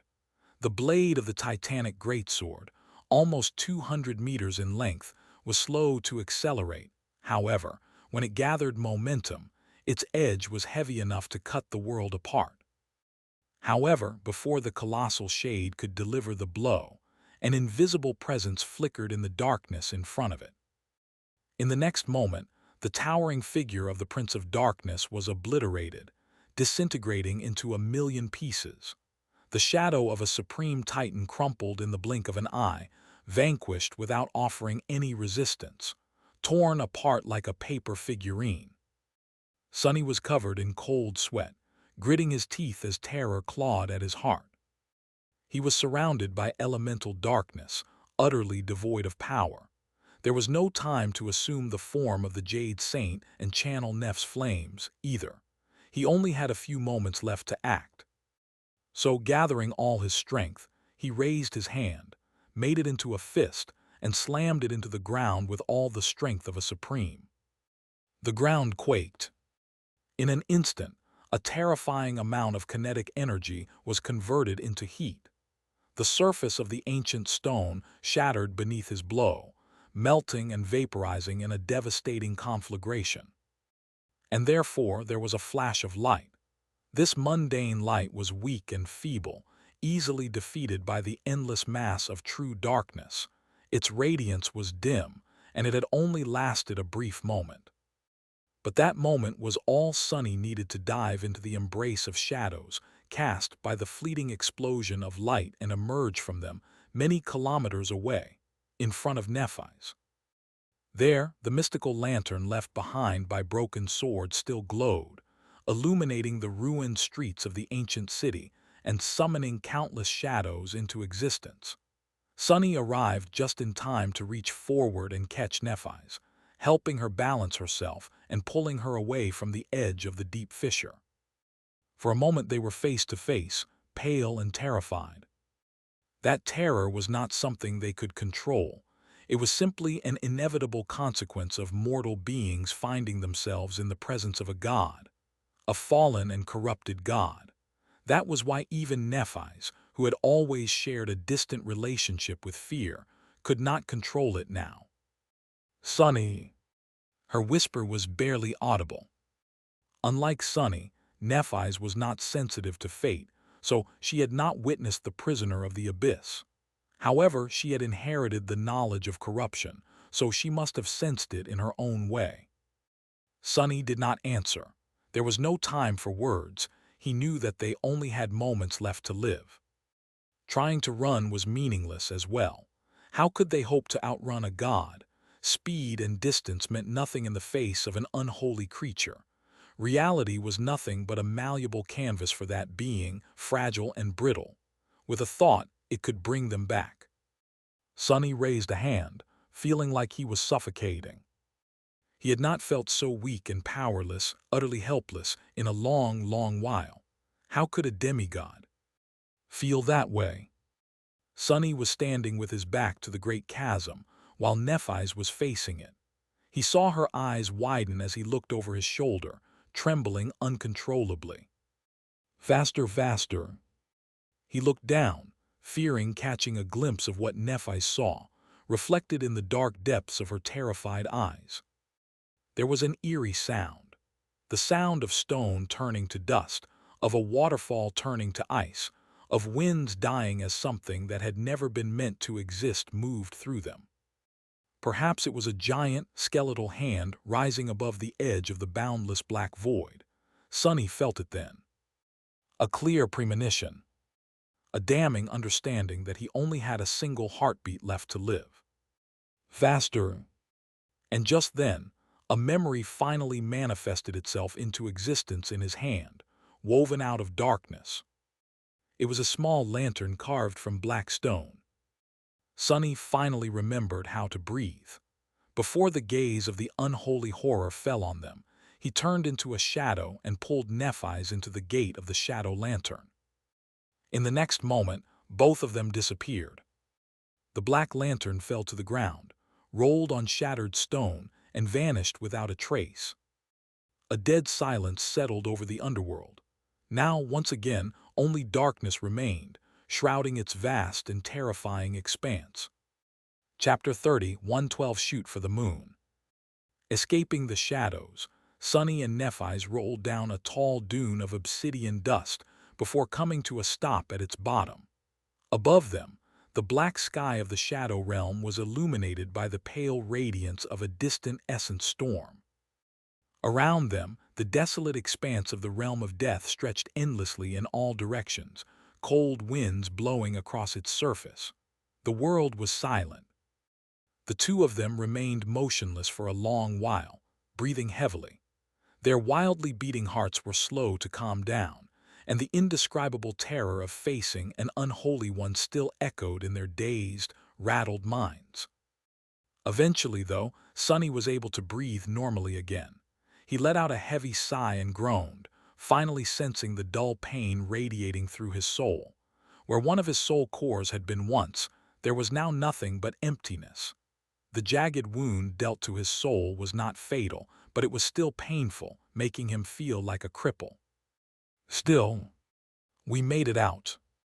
At the end there, all he could think about was summoning the shadow lantern and escaping through its gate. Once Sonny pulled Nephis with him into the embrace of shadows, he hurriedly dismissed the divine memory, leaving the prisoner of the abyss no chance to follow them. Perhaps the creature could have twisted the enchantments of a different memory with its profane will, but the shadow lantern was a relic left behind by Shadow God. So, Sonny had hoped that even an unholy nightmare creature would not be able to influence it easily. It seemed like he had been right. After all, neither of them would be alive otherwise. Thinking about the creature imprisoned in the abyss made Sonny shiver again, and his instinctual fear swelled once more. Damnation! He was properly shaken by the encounter with that horrid thing. After a while, Nephis sat up and brushed the obsidian dust off her hair. Sonny pushed himself off the ground, as well, looking around with a lost expression. Neither of them said anything, trying to recover from the traumatic experience. Sonny's thoughts were wild and disjointed, swarming in his head like a cloud of wasps. A long while later, he glanced at Nephis and hesitated for a moment before speaking. In the end, all he could say was, "That thing, the unholy one, it simply pointed at me, Nephis, and I died." Sonny's voice was grim. He pursed his lips and then added somberly, "No, even before that, it only had to gaze at me to infect my soul with corruption. It only had to look my way to destroy me." Sonny was not just anyone, either. He had been a supreme titan. He stood at the very pinnacle of power among all humans. People who could compare to him could be counted on the fingers of one hand, and even among them, nobody could claim to surpass him with any measure of confidence. And yet, the prisoner of the abyss obliterated him so easily. Neff's expression was dark. She remained silent for a moment, then said quietly, "We knew how powerful the unholy nightmare creatures would be." Then she inhaled deeply and shook her head. "However, knowing and experiencing it are two entirely different things. The power of that terrifying thing was beyond anything I had imagined. It was sobering." Sonny could only give a grim nod. Sobering. Yes, that was the right word. He had known that unholy abominations would be terrifying and unfathomably powerful, and yet he still underestimated just how traumatic they would be. Sonny and Nephis were in a hurry to challenge the fifth nightmare and become spirits. Before, he had thought that conquering apotheosis would buy them some time. Now, he was starting to suspect that simply becoming sacred would not be enough to prepare them for what was about to come. Sonny could not imagine winning a battle against the prisoner of the abyss without becoming a divine being himself first. Even if he and Nephis managed to defeat the horrid creature somehow, while still being spirits. Sonny was suddenly covered in cold sweat. Even if they defeated that profane creature, there were others like it. Was there a handful of them? A dozen? More? The thought itself was terrifying. At the moment, Sonny knew of only a few unholy nightmare creatures. There was the thing in the abyss. One was theorized to dwell in the skull of the continent-sized skeleton in Godgrave. It was too close to human civilization for him to remain undisturbed by the idea. And then there was one hidden on the moon. No wonder Professor Obel warned me to never look at the moon too closely. There was probably an unholy nightmare creature hidden in the heart of the burned forest, another one in the frozen wastelands west of Ravenheart. Perhaps the eerie darkness that was swallowing citadels in the far east was a manifestation of an unholy one's power as well. Who knew how many more there were, and where they were hiding? But it was the one on the moon that frightened Sonny the most. Once the waking world was entirely consumed by the dream realm, Earth's moon would be swallowed as well.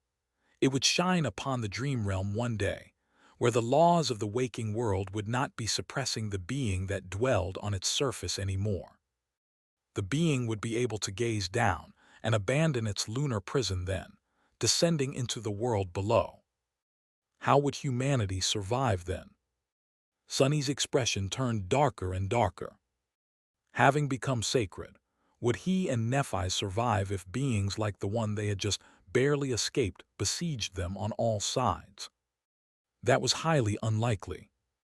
So if they conquered the fifth nightmare, there would be no time at all to collect themselves and prepare for the next one. They would have to reach the moon and challenge the sixth nightmare as well, challenge it almost immediately. So entering the seed of the fifth nightmare would be like reaching the finish line. After that, it would be full steam ahead until they either became divine, became true gods, or died. Therefore, humanity would either be saved or perish with them. Sonny grimaced. What is it that people say? Dream big, shoot for the moon. He had never thought that this simple phrase would sound so sinister one day. Chapter 30, 113 Post-Mortem. Sonny fell silent again, finally able to think straight. There was a lot to think about, albeit not much time to do so. They had escaped the danger momentarily, but he did not feel safe. In fact, Sonny felt more vulnerable than ever here in the lifeless realm that was supposed to be his natural environment. Strangely enough, his soul was not being eroded by the shadow realm nearly as much as it had been before.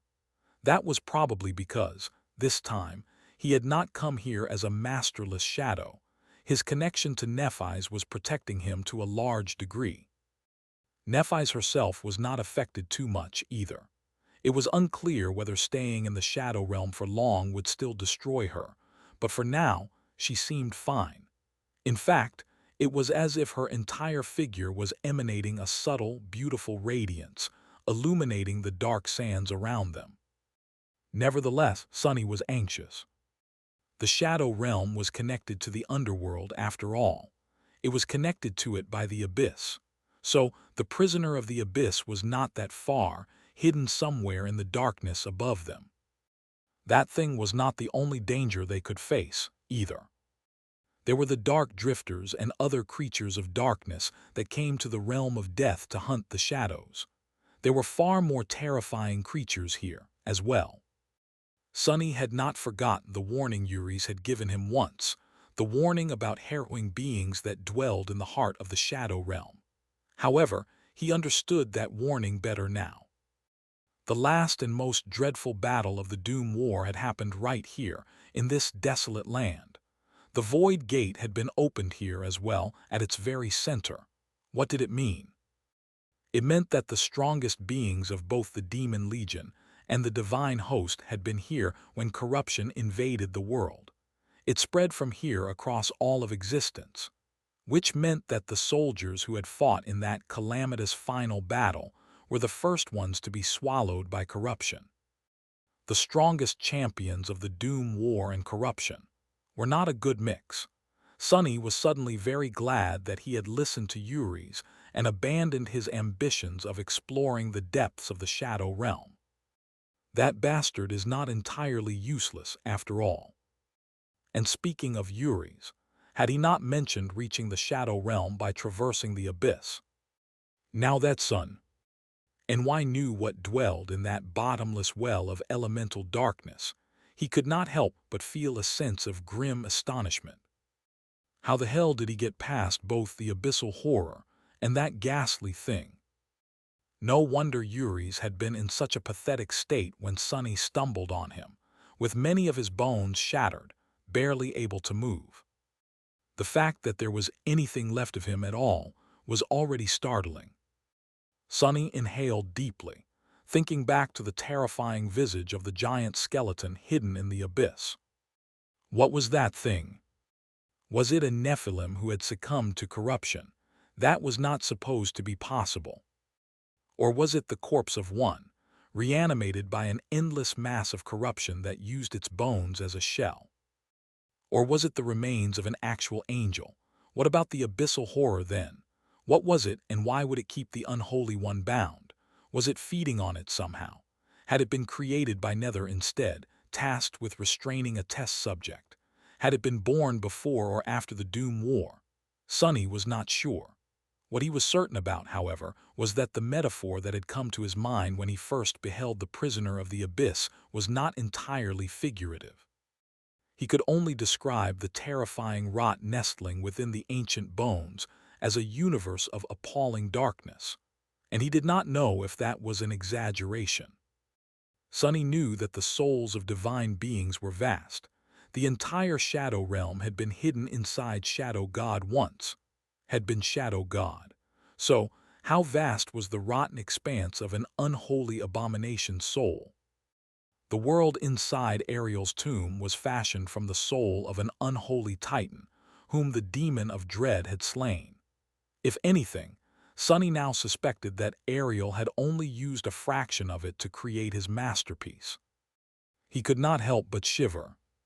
When he read the story of how Ariel had slain the stone titan for the first time, it sounded quite epic. But now, having met an actual unholy being, Sonny could only think of it as utterly terrifying. Damn demons! He inhaled deeply, trying to calm himself, and thought back to the moment of his death. Only now that some time had passed did Sunny begin to realize how close to complete destruction he had come. It was, as he told Nephis, all the prisoner of the abyss had to do was point at his incarnation to destroy it. Actually, that might have been a mercy. Although that thing probably did not know it, it had done Sunny a favor. If the unholy horror had not destroyed his incarnation, all of Sunny would have become a nightmare creature by now, all 7 of his shadow cores consumed by corruption. I should count my blessings, I guess. Sunny smiled weakly. The most terrifying part, however, was that they had gotten impossibly lucky. Sunny was a unique being because he was divided into 7 incarnations, so he only lost one of them. If anyone else had happened to be in his place, however, they would have simply been killed in the blink of an eye. Nephis Mordred, Cassie Anink. None of them would have survived that blow. The moment the prisoner of the abyss pointed at them, they would have been erased from existence once and for all. That, too, put the power of the unholy ones into perspective. And that perspective was so stark that it was difficult not to fall to the ground in utter despair. Sunny remained motionless for a long while, then grimaced. That's nothing new. He had felt the same way when facing the Mountain King for the first time, watching the spire messenger fly above the forgotten shore, when Solving tore the heart out of his chest in the Kingdom of Hope, when the winter beast wiped out the remains of the first evacuation army in the Antarctic center, when he first witnessed a storm made of rustling swords obscure the sky. All those threats and countless others like them had seemed insurmountable once, and yet, to the Sunny of today, they were nothing but trivial obstacles. With enough time and effort, the prisoner of the abyss and other unholy horrors would be the same. So there was no point in wasting time on despair. That was what Sunny forced himself to believe, at least. For now, he had more practical matters to attend to. Chapter 30, 114 Missing Core. Sunny's soul had been dealt a severe blow, losing one of his shadow cores. There were obvious consequences, like the dull pain he was experiencing and his diminished power. The craziest of his shadows was gone, making him feel sad and a little depressed, as if a part of him was gone. It was, quite literally. I'll miss that guy. His feelings regarding the demise of a loyal shadow aside, there was also the fact that he was once again a terror, meaning that there was less of him out there. He could be in fewer places at the same time, could empower fewer things, and if he wanted to focus all his power in one place, the augmentation would not be as potent as it had been before. As for the soul wound, it wasn't as bad as it could have been. Losing a single core was not going to kill a Titan, and especially not Sunny. His soul was especially tenacious, after all, and would slowly recover if even a little piece of it remained intact. However, there were also less obvious consequences of plummeting to a lesser class. Sunny would be unable to summon the full form of the curse until his 7th shadow core was rebuilt, for example. Much more importantly, one of his shadows was homeless now. Each of the shadows dwelled in one of his shadow cores, drawing on its power and retreating into its nurturing dark flames to heal and recover. Now that Sunny was a terror, he had 7 shadows, but only 6 cores, meaning that someone could not find shelter within his soul anymore. That someone was Slayer.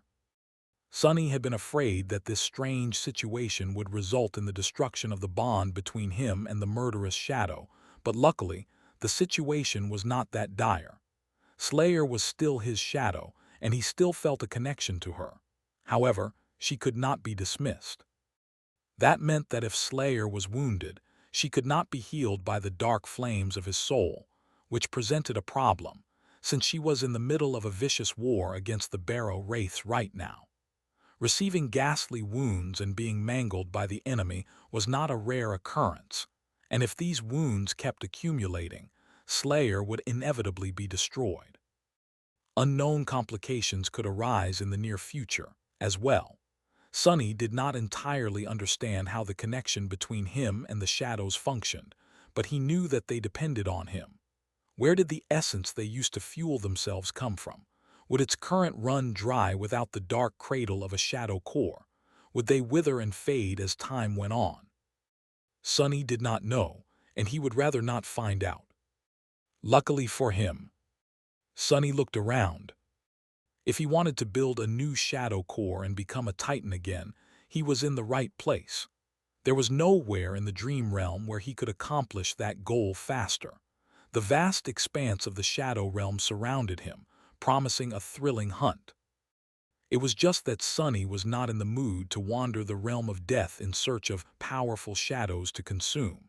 He did not have the time, and there were all the threats he had just been thinking about as well.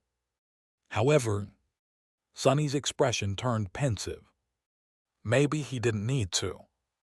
After all, he had just attained Shadow Weave. Among various boons it granted him, there was one that could help him solve this particular issue.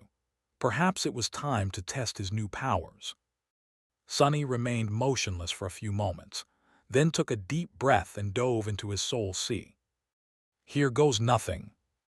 Instantly, the familiar landscape revealed itself to his mind's eye.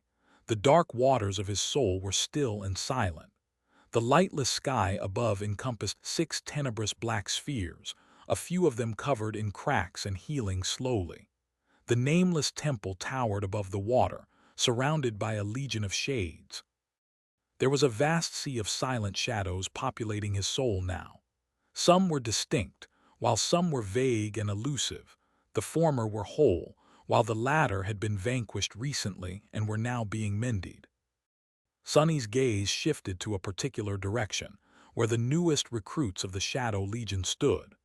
Unlike the rest of the shades, these ones were assembled into neat battle formations, standing upon the still water like a disciplined army. They were 6,000 Shadow Saints, commanded by dozens of supreme officers. The colossal shadow of the Prince of Darkness was also there, wreathed in nurturing black flames. The mighty shade had been utterly obliterated by the prisoner of the abyss, but luckily, the Titan of tainted jade was merely vanquished, not destroyed. In a few days, he would be ready to be summoned again, adding his strength to the power of the Shadow Legion. Beyond them, countless other shades stood, stretching toward the dark horizon, every living being Sunny had slain over the years, except for those who were summoned and fighting his enemies on various battlefields. Hundreds of thousands still remained, all looking at the steps of the nameless temple where their sovereign stood. Sunny exhaled and sat down on one of the steps, looking at his shades intently. Slowly, his gaze focused on a particular one, a beast he had once slain on the Chained Isles, an eternity ago. He could feel a deeper connection to that beast than before. It was as if his authority over the shades had expanded, becoming not necessarily greater, but broader in its implications. There was no instruction manual to Shadow Weave, unless the cryptic conversation between Weaver and Oblivion could be considered one, but Sunny could vaguely sense a new kind of power slumbering somewhere deep within him. So, he reached toward that power and explored it, carefully trying to discern its functions. He felt like a blind man trying to guess the nature of an unknown mechanism by tracing its shape with his fingers. It was mysterious, unclear, and covered in darkness. Eventually, though, his intuition gave him a hint of what he had to do and how he could do it. Sunny inhaled deeply and looked at the bestial shade, commanding it to dissolve. For a few moments, nothing happened. Then the black beast was suddenly enveloped by dark flames, its form slowly melting in their tenebrous embrace. In a few moments, the shade vanished in a black blaze, disappearing without a trace. Once the dark flames were dispelled, the spell whispered in Sunny's ear. "Your shadow grows stronger." Summoning the runes, Sunny looked at the string he had not paid attention to for a long while. It read, "Shadow Fragments, 0/6000. He grimaced. He had clearly felt his soul being reinforced when the black beast was consumed. It was just that it did not offer him as many shadow fragments as a true shadow would. Instead, it offered him as many as consuming an ascended soul shard would grant a supreme. A fraction of a single shadow fragment, but not nothing. Sunny exhaled slowly and looked down. That works. When he raised his gaze again, his eyes glinted darkly. And when they did, a vast inferno of dark flames suddenly enveloped the silent expanse of his soul. Thousands of shades burned in the cataclysmic blaze, chosen carefully to become sacrifices. The runes shimmered and changed. Shadow fragments, 3/6000. Shadow fragments, 23/6000. Shadow fragments, 194/6000. Shadow fragments, 447/6000. Shadow fragments, 1342/6000. The counter continued to climb and climb, until, eventually, it reached completion.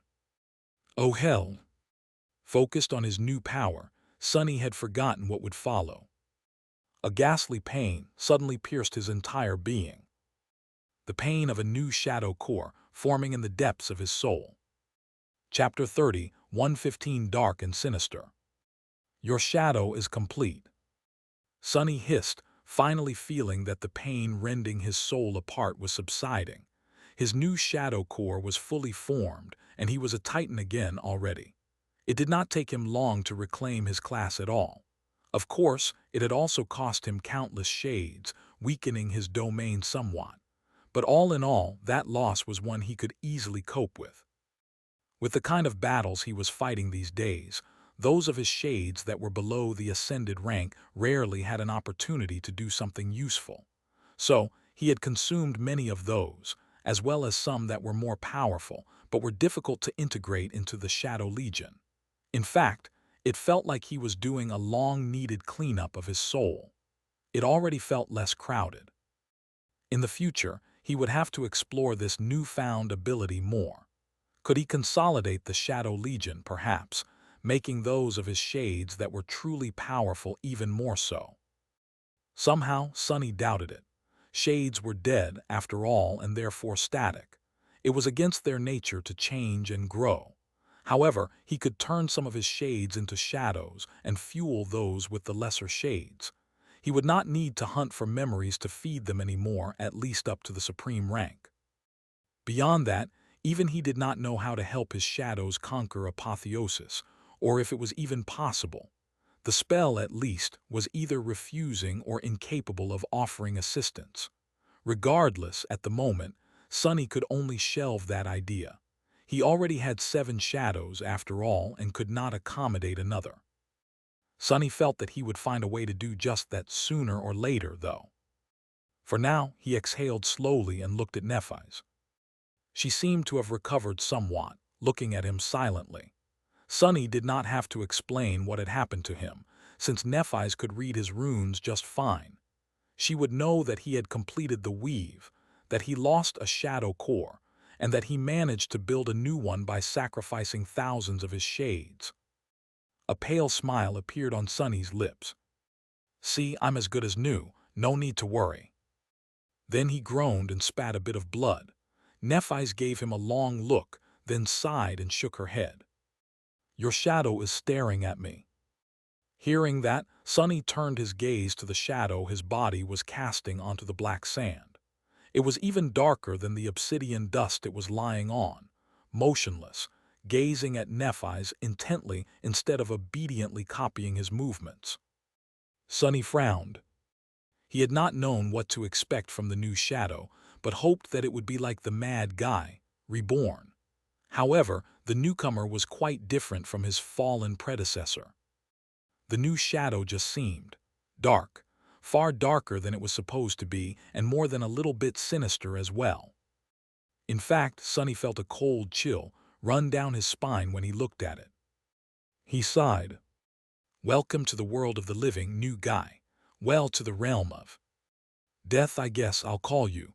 Wait, we already have a creepy shadow. Huh, what then? Sunny pondered for a moment, then opened his mouth with a glint in his eyes. However, before he could speak, Nephis interrupted him. "Do not name him creepy number 2. The glint in Sunny's eyes dimmed. He remained silent for a moment, then scoffed. "Whatever, let's go with eerie then. That fits your sinister ambience too." The eerie shadow slowly turned its head and stared at him silently. All shadows were silent, but this shadow's subtle silence was strangely unsettling. Sunny coughed, took control of his new invaluable helper, and manifested him into an avatar. After doing that, he allowed his other incarnation to turn into a shadow instead. Looking at Nephis, he sighed. "Should we finish our expedition here?" It was easy for him to leave the shadow realm.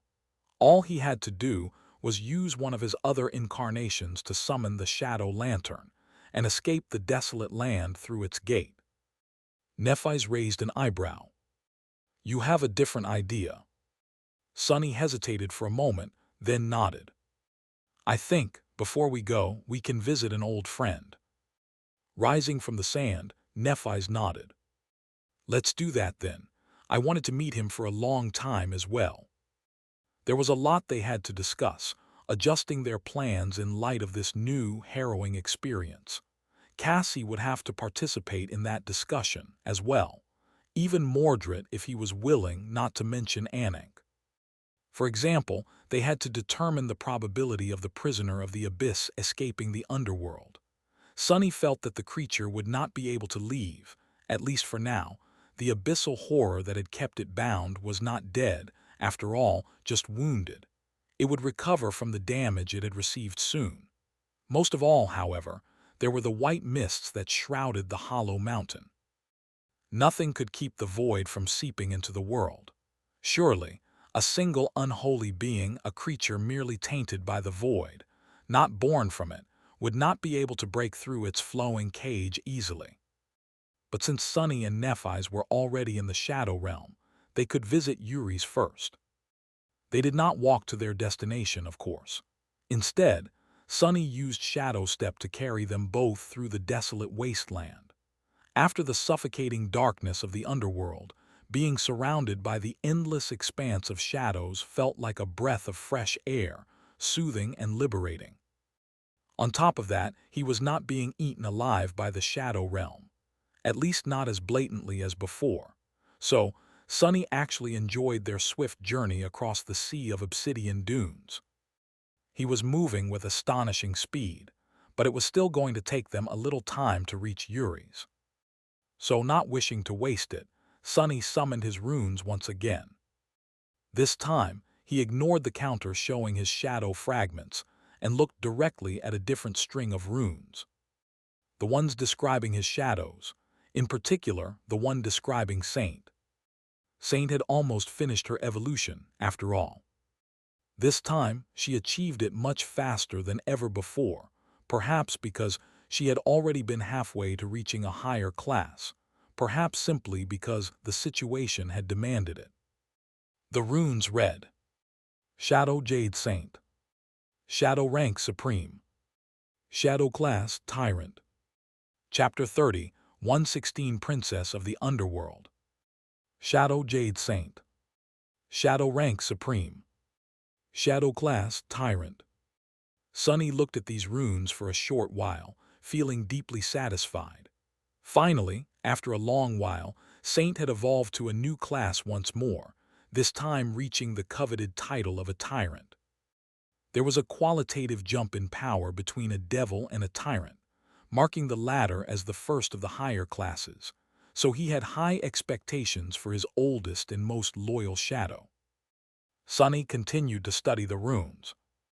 They read: Shadow Attributes, Princess of the Underworld, Warmaster, Stalwart, Flame of Divinity, Heart of Darkness, Vessel of Nothing. Shadow Abilities, Royal Banner, Weapon Sage, Underworld Armament, Mantle of Darkness, Blade of Darkness, Shield of Nothing. There were two new additions, one attribute and one ability. Saint had absorbed a great deal of both true darkness and nothingness, as well, meaning that her elemental abilities had grown far more potent. The new attribute had quite a catchy name. Sunny focused on it, reading the description. Attribute: Princess of the Underworld. Attribute description: this shadow has inherited the crown of the underworld, and with it, the legacy of endless war. Sunny stared at the short description for a while, contemplating it. The crown of the underworld.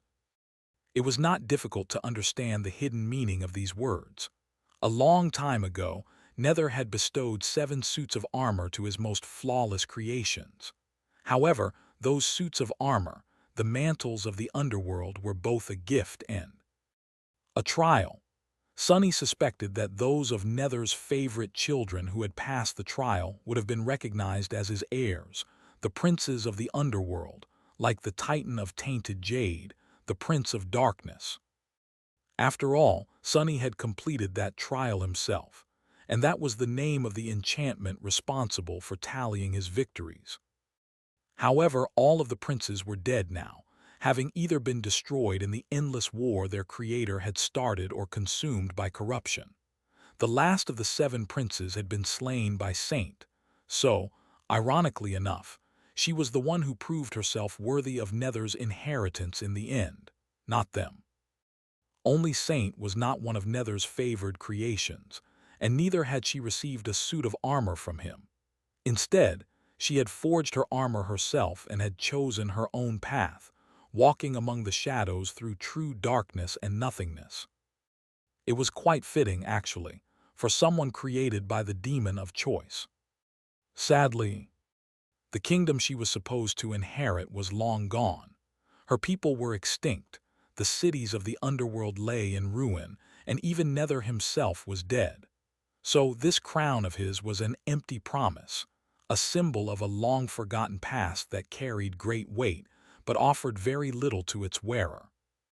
Maybe that attribute did grant Saint some benefit, like gaining recognition among the creatures of the underworld, or being able to control ancient sorceries left behind by Nether better. But mostly, it must have simply functioned as a symbol of her authority, a spiritual mark that proclaimed her status as a tyrant. The ability she had gained was much more interesting. Sunny shifted his gaze to the runes that described it. Ability: Royal Banner.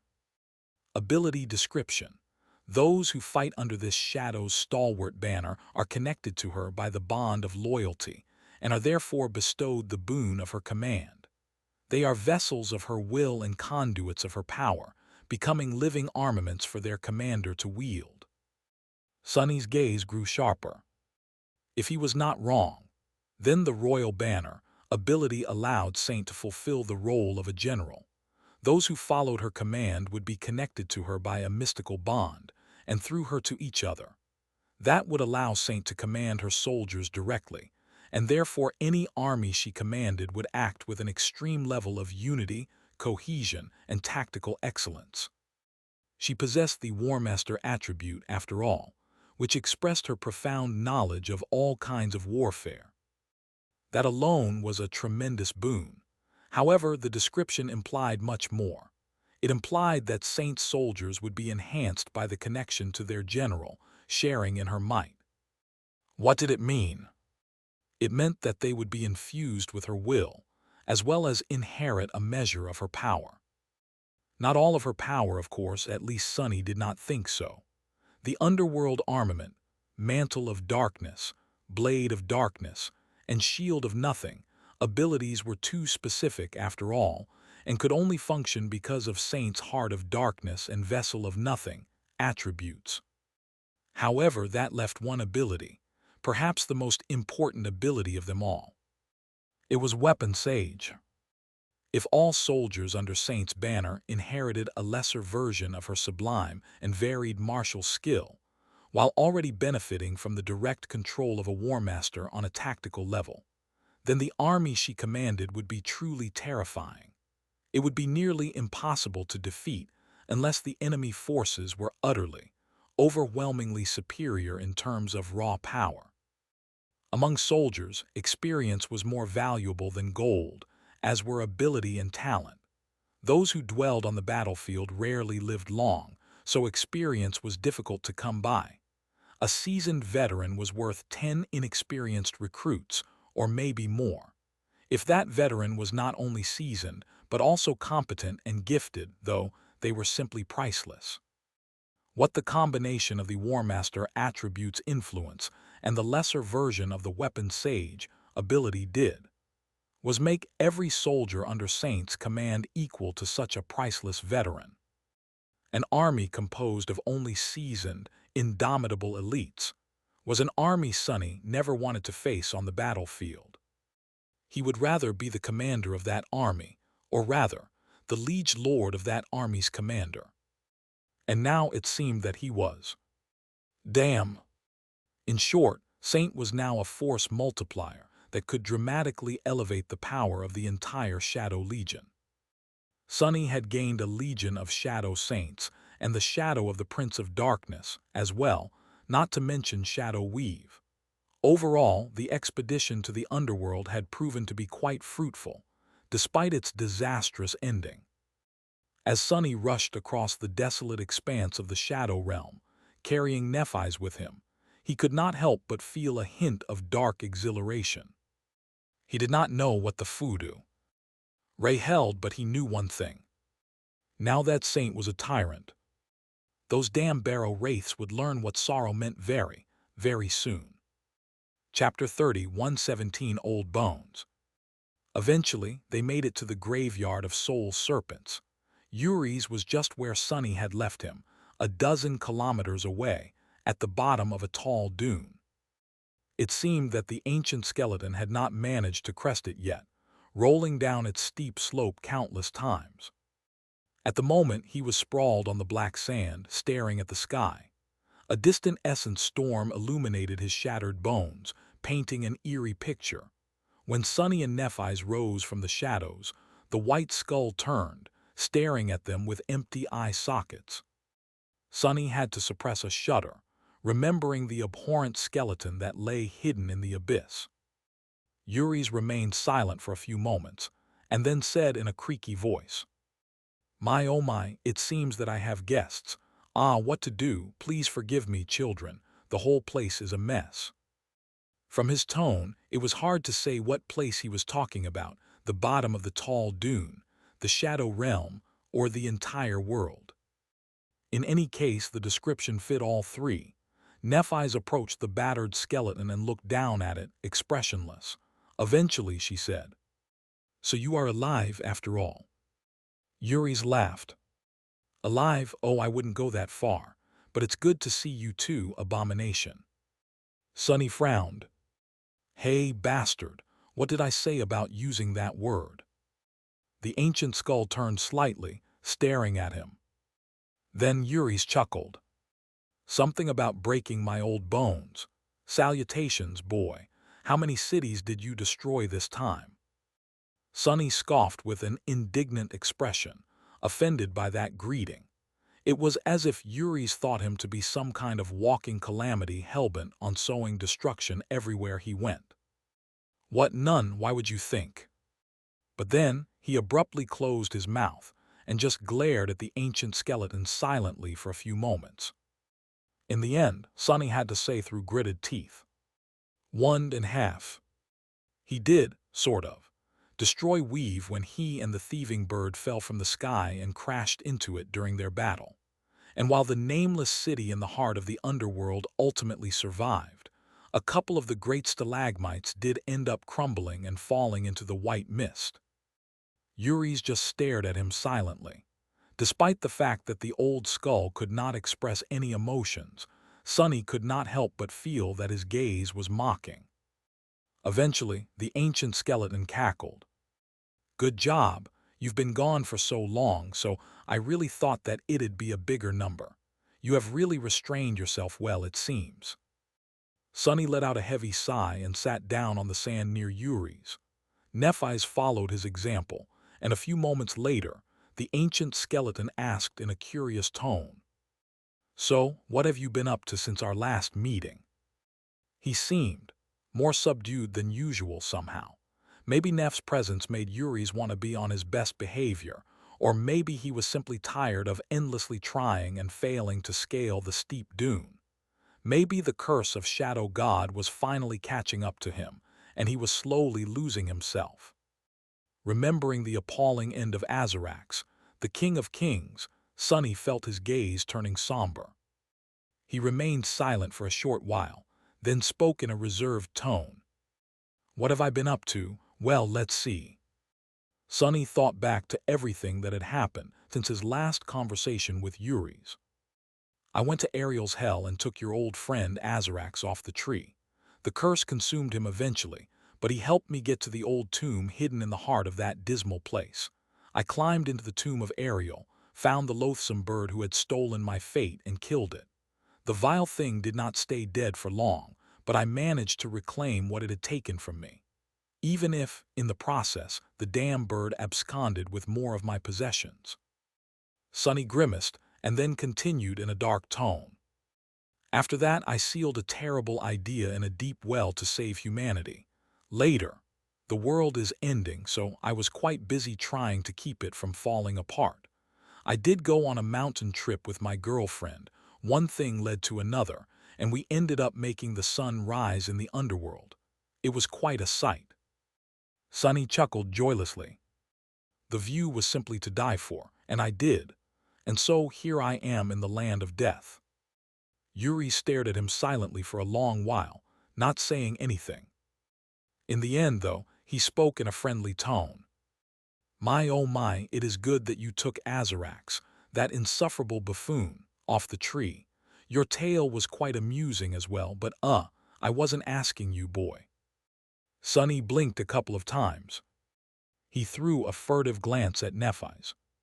She smiled faintly. "The last time we met, I was still dormant, wasn't I?" Yuri's nodded. "And look at you now, already a mighty supreme. Well, you Nephilim were ways an eerie kind."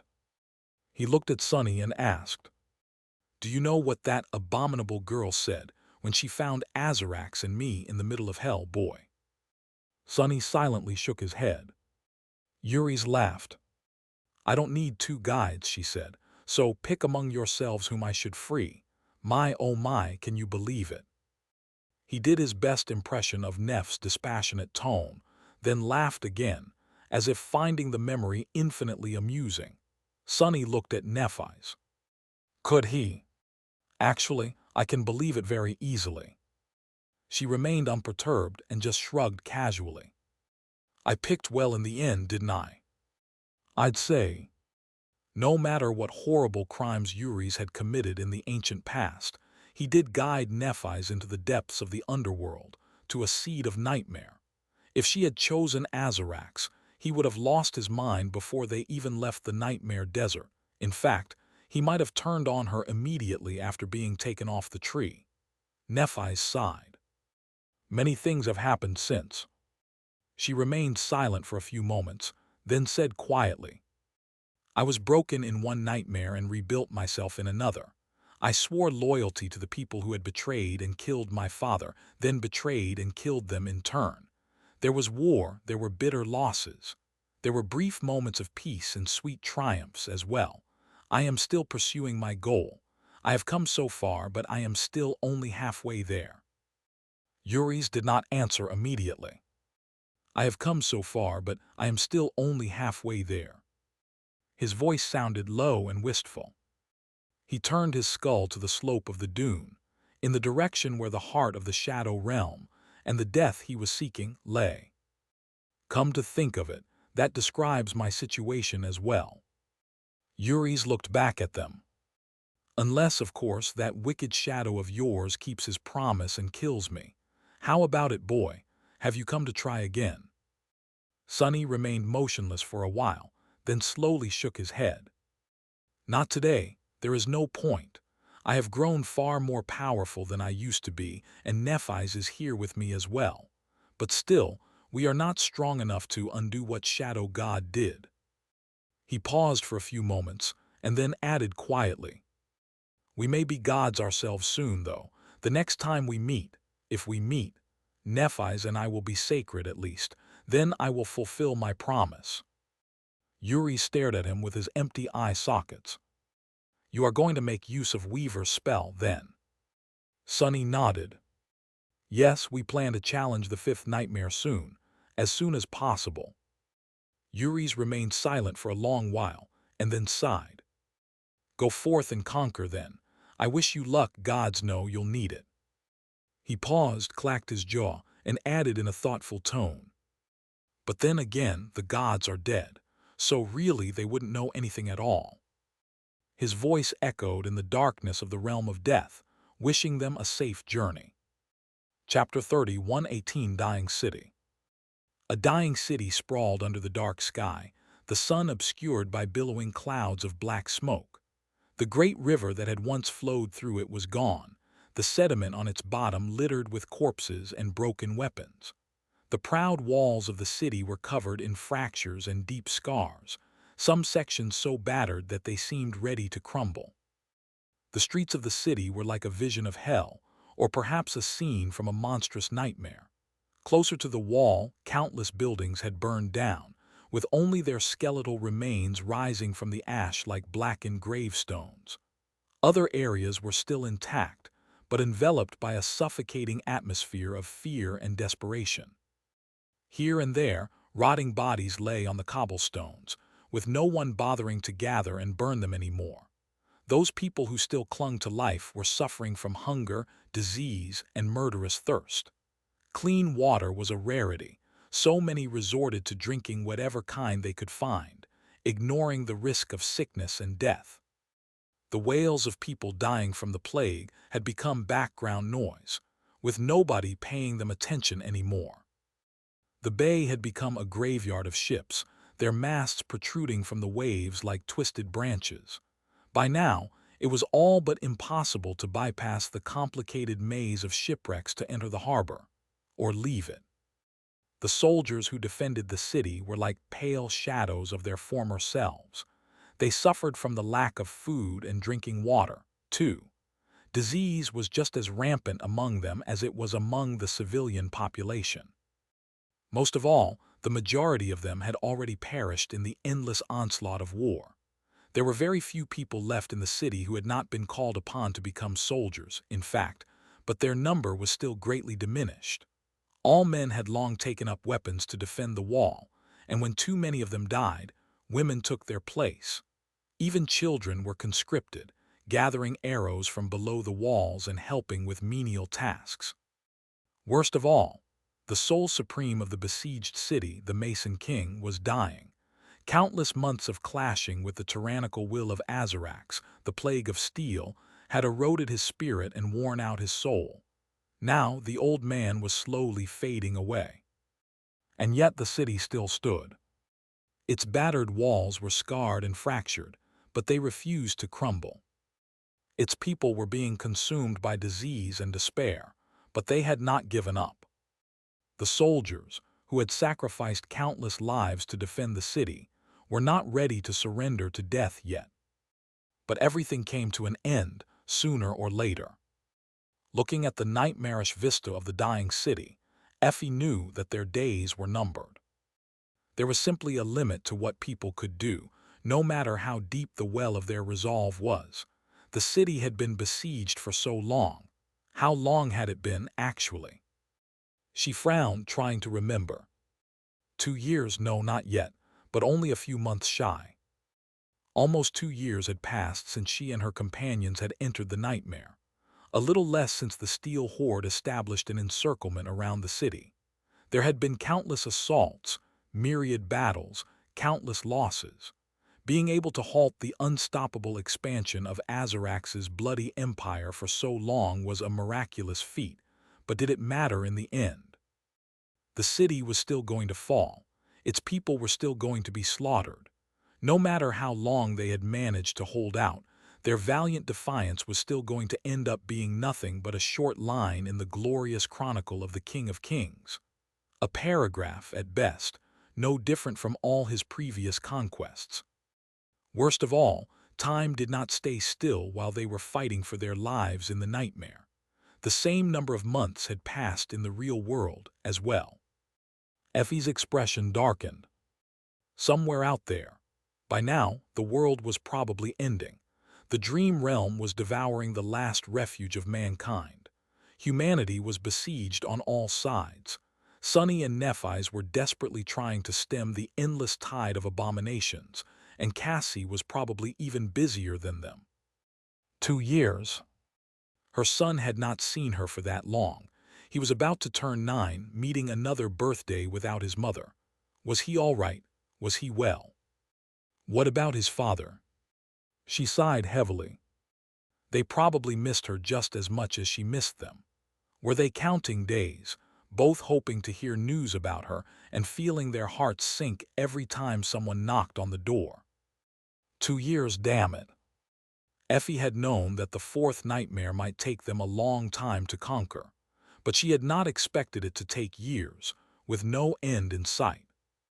No, actually, the end was already near. It was just not the kind of end they wanted. The Mason was dying. The old man was still keeping Azarax at bay despite his broken spirit, but the spark of his life was growing feebler with each day. Once he was gone, no amount of valor would prevent the plague of steel from conquering the city. Effie and her companions would not be able to stop him, either. She gazed at the nightmarish vista of the city one more time, and then looked down at her calloused hand. In the dim torchlight, her hand was trembling uncontrollably. Effie stared at it for a while and then slowly made a fist, willing it to settle. Finally, the tremors subsided. She inhaled deeply. The end. Let's end it then. Little Ling's birthday is in December. I should wrap up everything quickly and return just in time to light the candles on his birthday cake. Effie smiled wistfully. Ah, cake. I haven't had cake in a while. With that, she turned around and descended the wall of the stone castle. In the next few days, she was going to break the Steel Horde's back, win the war, and write the final line in the chronicle of the great and horrible Azarax, the King of Kings. Chapter 30, 119 Drawbridge. Dawn was approaching, so the stone castle was slowly waking up. This gorgeous stronghold had been the Mason's original creation once. The city grew around it, eventually becoming what it was today, or had been at least. The castle was a small city in and of itself.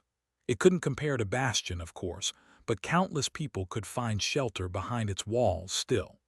The inner stronghold of the besieged city had its own walls, its own moat, its own layered defenses, all isolated from the greater urban sprawl beyond.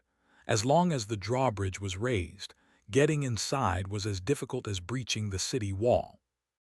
More so even, since building a highly defensible fortress was far easier than ensuring the safety of a thriving metropolis. It used to be that the stone castle was sparsely populated, with only the royal family, their servants, and their closest retainer inhabiting its courtyards and walls. Now, however, the situation had changed. As Effie descended from the wall and made her way to the drawbridge, she had to careful. Wade through a mass of people. The castle was overcrowded, with each courtyard and corridor becoming a makeshift shelter. The citizens were in the throes of nightmares, sleeping restlessly with nothing but flimsy straw mats between them and the ground. They were mostly those who were too old to fight, too young to be of use, or already maimed and unable to wield a weapon. Most able-bodied people had already been conscripted to help defend the city, so there were few of them here, behind the last line of defense. Some of these people slept, but most were awake, pressing themselves against the walls or hugging each other, covered with threadbare blankets and staring into the distance tiredly. The mass of them was like a furnace, generating almost palpable waves of heat. When Effie walked by, something ignited in their eyes, and for a short while they seemed like proper humans again. This was a recent arrangement. Before, the remains of the civilian population stayed in the city, scattered across its safer areas. It was better to keep them apart since that made it harder for disease to spread. But now that the Mason was about to fall, there were no safe areas anymore. So everyone who was still alive, was brought to the inner stronghold over the last few nights. Despite how crowded the castle was, seeing it like that was sobering. Before, it would have never been able to accommodate the entire population of the city, but the population had shrunk so much that now it was enough. So many people had died. More people had died than survived, really. That made Effie question if the accomplishment of holding the city for all this time was even worth a damn. Well, there were certainly benefits. All of them, those who had challenged the nightmare, were far more powerful than they were at the start. How could they not be? Close to 2 years of constant battles, almost always against an overwhelmingly powerful foe, had tempered them. They had already been the best and most seasoned warriors of humanity, and with the accumulating weight of experience, their skill and tenacity only grew. Their skill was improving by leaps and bounds. Their soul arsenals were expanding. They were learning to wield their aspects better and discovering new facets of their power. There were other, less conspicuous improvements as well. Tactics, strategy, logistics, civil engineering, leadership, and so much more. The task of running an embattled city, wringing every drop of usefulness out of the limited resources at their disposal, was teaching them things beyond martial excellence and personal valor. A few of them were close to unlocking their aspect legacies as well. The nightmares were always catalysts of explosive growth, and this one was no different. In fact, it was far greater in scope and intensity than all the previous nightmares Effie had survived. The problem, of course, was that she and the others would only get to enjoy the benefits of their growth if they survived this one, as well, and that was looking harder and harder to achieve with each passing day. What was the point of all that improvement if all it ultimately granted them was a slower death? Finally making her way through the crowded paths of the castle, Effie reached the drawbridge. It was lowered, and the last batches of people were crossing it to escape the vast desolation of the devastated city.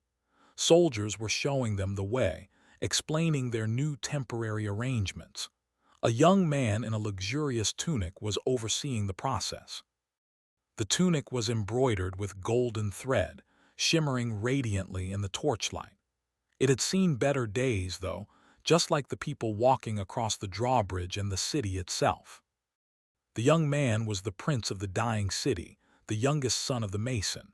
His older siblings had perished centuries ago, having failed to outlive their supreme father.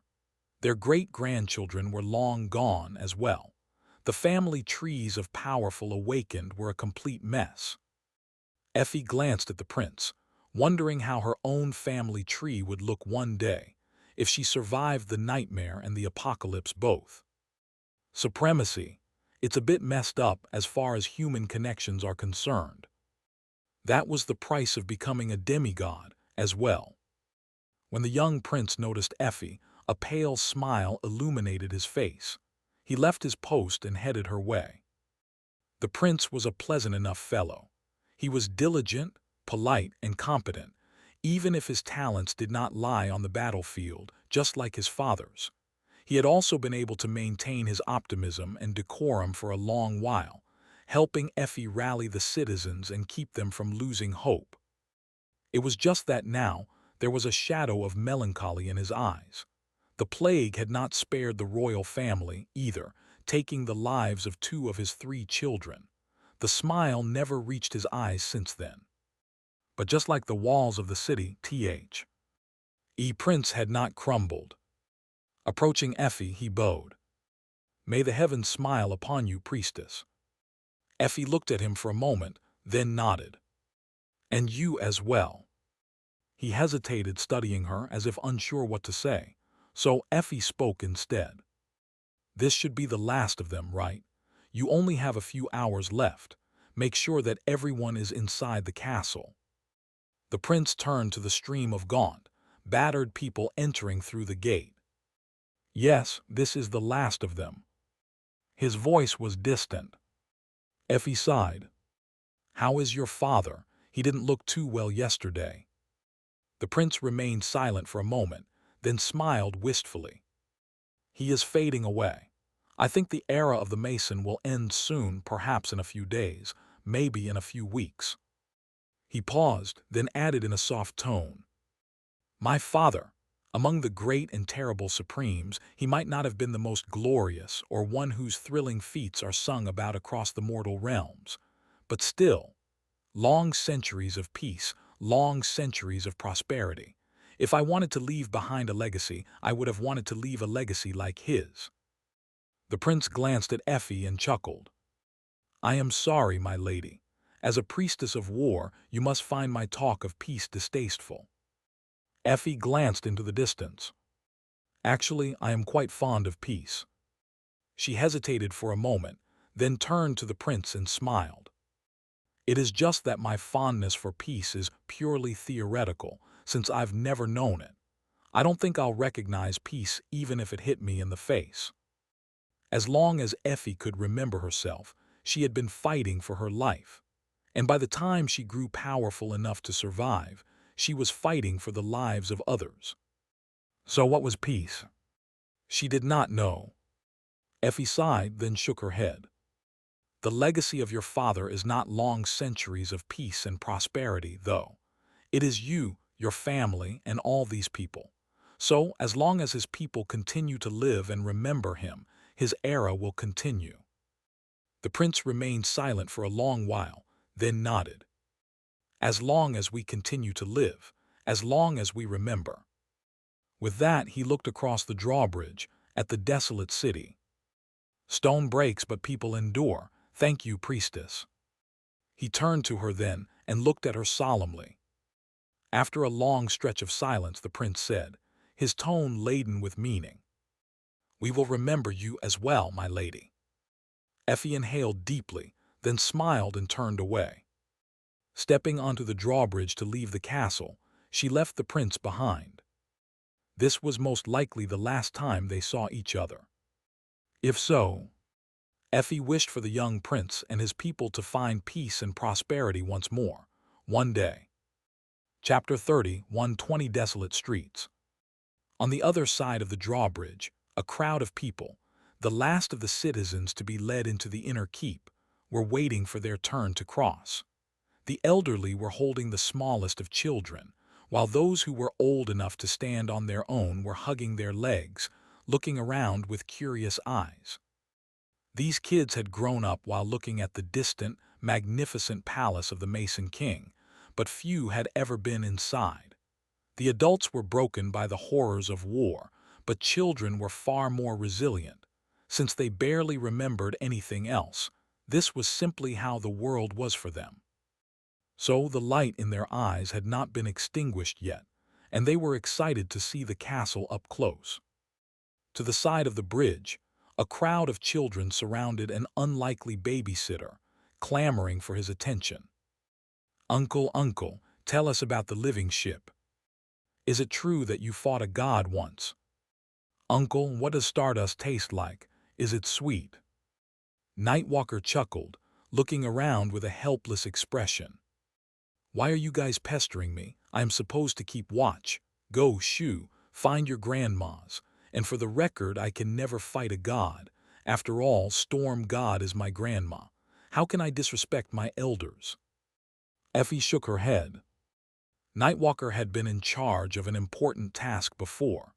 He had been the only one who could bypass the blockade, so he often sailed away and returned with supplies to feed the people of the besieged city. Even with how the harbor was now, littered with shipwrecks and utterly impossible to navigate, he could still do it. The problem was that all the ships of his fleet had sunk, so there was nothing for him to sail on. Now that Nightwalker was grounded, all he could do was join the defenders of the city on the wall. His strength was greatly appreciated there, but without his perilous voyages, the city had no food source anymore. So, people had been slowly starving for a long while. Effie knew a thing or two about starvation, so she felt their pain. Noticing her, Nightwalker shooed the giggling children away and rose to greet her. "It's a nice morning, isn't it?" Effie looked up. The sky was still dark, barely painted pale lila. "See in the east." I'd say it's still the middle of the night. She spared him a look. Are you ready? Nightwalker chuckled. Me? I should be asking you instead. He fell silent, mirth draining from his face. A few moments later he said quietly, You can still change your mind, you know. You don't have to do it yourself. Effie smiled. It's a little bit too late for that, I think. There was already no way back. There had not been for some time. She chuckled. Ah, but don't get me wrong. I'd gladly trade places with you. Sadly, you're not the one Azarax has developed an unhealthy fixation on. She paused for a moment. What can I say? I guess you are not charming enough. Nightwalker stared at her aghast. What are you talking about? My charm has never failed me. That bastard just didn't have the chance to get to know me since I was busy hunting for supplies most of the time. Otherwise, he wouldn't even look your way. Effie grinned. Whatever you say, Grandpa. Nightwalker's expression was quite amusing. She looked back to the bridge, then asked, Everything has been prepared. He hesitated for a moment, then nodded. The castle is secured. Kai and Morgan finished the preparations in the city as well. Sation. Well, you'd know best. As for Soul Reaper, we won't know until it's done. Effie sighed. I'll leave the civilians to you then. Once the bridge rises, make sure that the keep stays safe. Nightwalker remained silent for a short while. Eventually, he nodded. The castle won't fall, I guarantee it. Effie left him behind as well. She passed through the crowd of civilians and reached the empty, desolate streets of the city. Since most of its inhabitants had been taken away to the stronghold, there were only soldiers left here, rushing as they made the last preparations before retreating into the keep as well. They stopped and bowed deeply when they saw Effie, an indescribable emotion hidden in the depths of their sunken, haunted eyes. Their expressions were solemn, and only grew more so when she greeted them with an easy smile. At some point, however, her smile faltered. What is that I'm seeing? Out there in front of her were Morgan and Sation. The Princess of Valor and the Princess of Song were sitting on the ground among the rubble, having completely forgotten their sense of decorum. They were playing cards.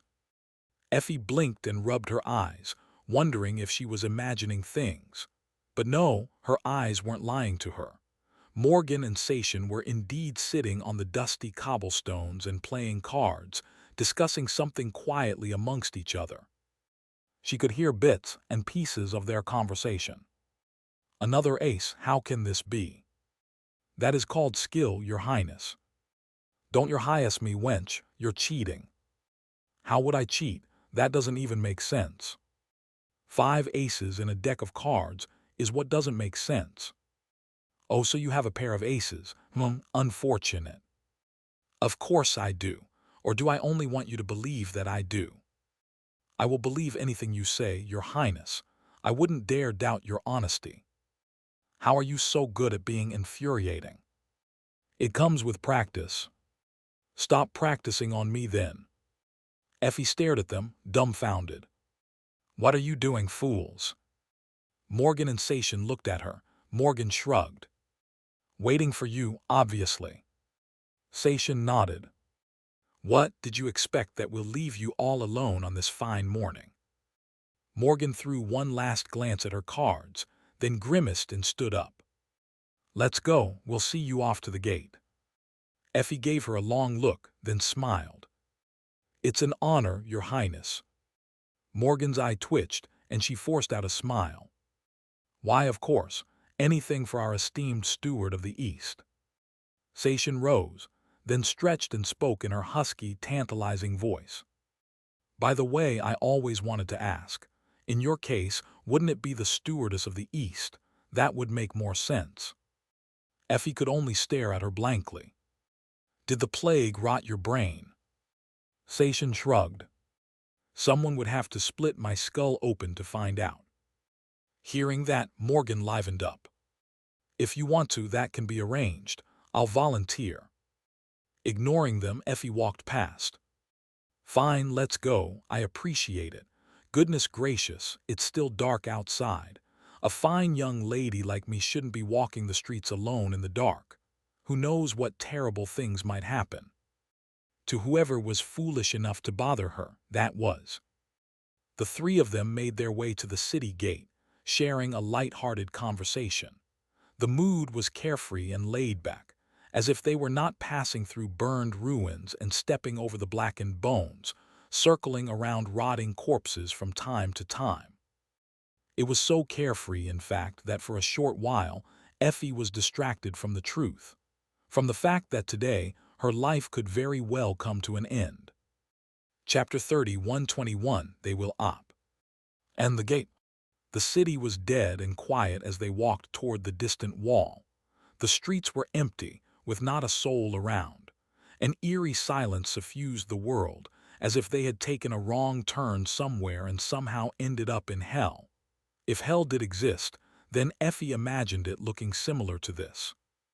She had seen all kinds of horrors in her life, and the blackened ruins, collapsed buildings, bodies scattered in the dust, the smell of rot and ash permeating the air were nothing new to her. The devastation itself was not hell. The knowledge of all the human pain, despair, and broken dreams that lay hidden under the rubble was. Effie was glad that Morgan and Sation had chosen to accompany her on this dreary walk. Otherwise, it would have felt too lonesome. As they approached the city gate, however, the situation changed. She had ordered most of her soldiers to pull back, but somehow, a grand welcome was waiting for her. Countless soldiers, all gaunt and battered, had assembled to see their commander off, forming two human walls on both sides of the road. They did not cheer, and neither did they say anything. However, as Effie approached, she could see everything they wished to say in their eyes. The soldiers saluted her silently as she walked past, their reserved expressions betraying a storm of turbulent emotions. Sorrow, reverence, pain, courage, she could see all of it and more. But most of all, what she saw was strength. These people were all wounded, hungry, exhausted, sick, and losing hope. But none of them had broken, none of them was entertaining the thought of giving up. So she thought she'd give them a good show. Straightening her spine, Effie met the gazes of her soldiers and smiled. It was a confident, easy smile, one that betrayed no hint of fear or hesitation. The same smile they had seen countless times. If the young prince of the dying city had been honest when he said that they would remember her, Effie wanted them to remember her like this. It was a strange wish, considering that all of them were mere phantoms conjured by the spell, and would be gone once the nightmare was over. What meaning was there in being remembered by forgotten phantoms? Finally, they reached the gates of the city. There, a lone figure was waiting for them, standing in the middle of the road, barring their way. It was Kai, of course. Morgan and Sation slowed down, allowing Effie to approach him alone. As she did, she whistled quietly. "Oh, Kai is not happy." Indeed, it was as clear as day. The others had tried to hide their emotions, but he did not bother to. His face was dark and somber, desperate, even. There were black circles under his eyes, and his gaze was scathing. Bruised eyes, sunken cheeks, chapped lips. Goodness! Kai had really let himself go. The world had to be ending. Effie! Stopping in front of him, Effie smiled. Why the long face? He stared at her for a moment, then frowned. There has to be another way. You don't have to. You must not. We can come up with another plan. Please reconsider. Effie studied him silently for a short while, then chuckled. You know me, buddy. I am not a very considerate person. It took me a lot of effort to consider this one plan. Now, you expect me to reconsider the whole thing. Gods have mercy, I cannot.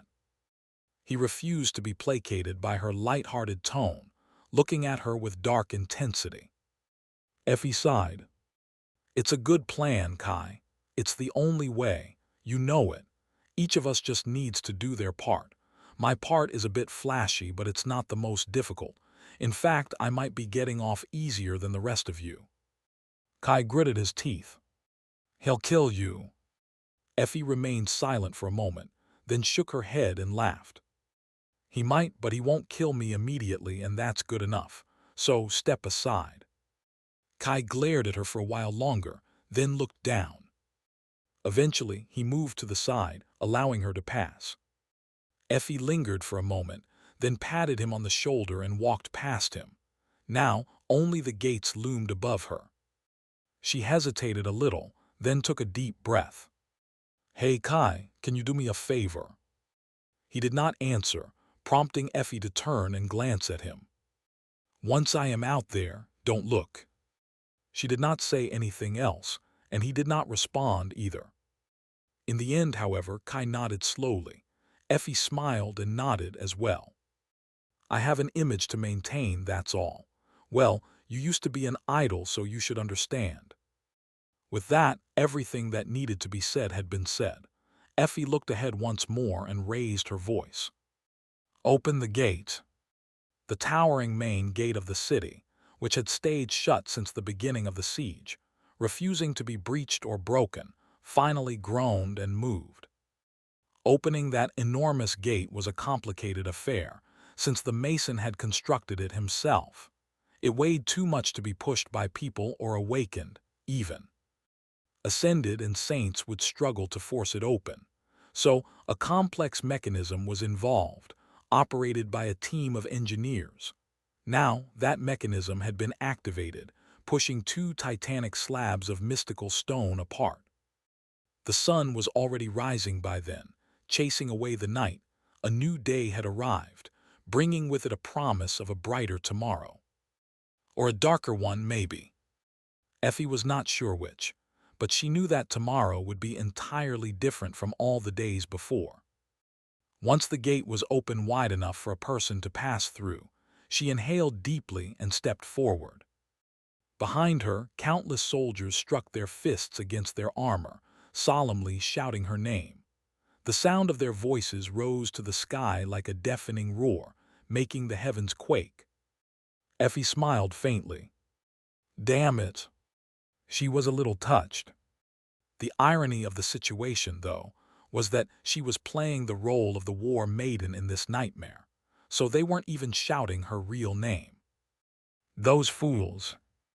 Passing through the gate, Effie entered the vast, terrifying killing field that stretched from the wall of the city to the horizon. If the city only resembled hell, then this was its true face. Corpses piled like mountains here, with fat crows waddling between broken weapons and remains of towering siege engines. The ground had turned into black sludge, soaked with blood and ash. The stench was unbearable, pillars of smoke rising into the pale sky. She walked forward without looking back. Out there on the horizon, a dark line contoured the world. That line was the vast, seemingly endless camp of the Steel Horde. At night, the fires its soldiers made looked like a boundless sea. That was where Effie was headed.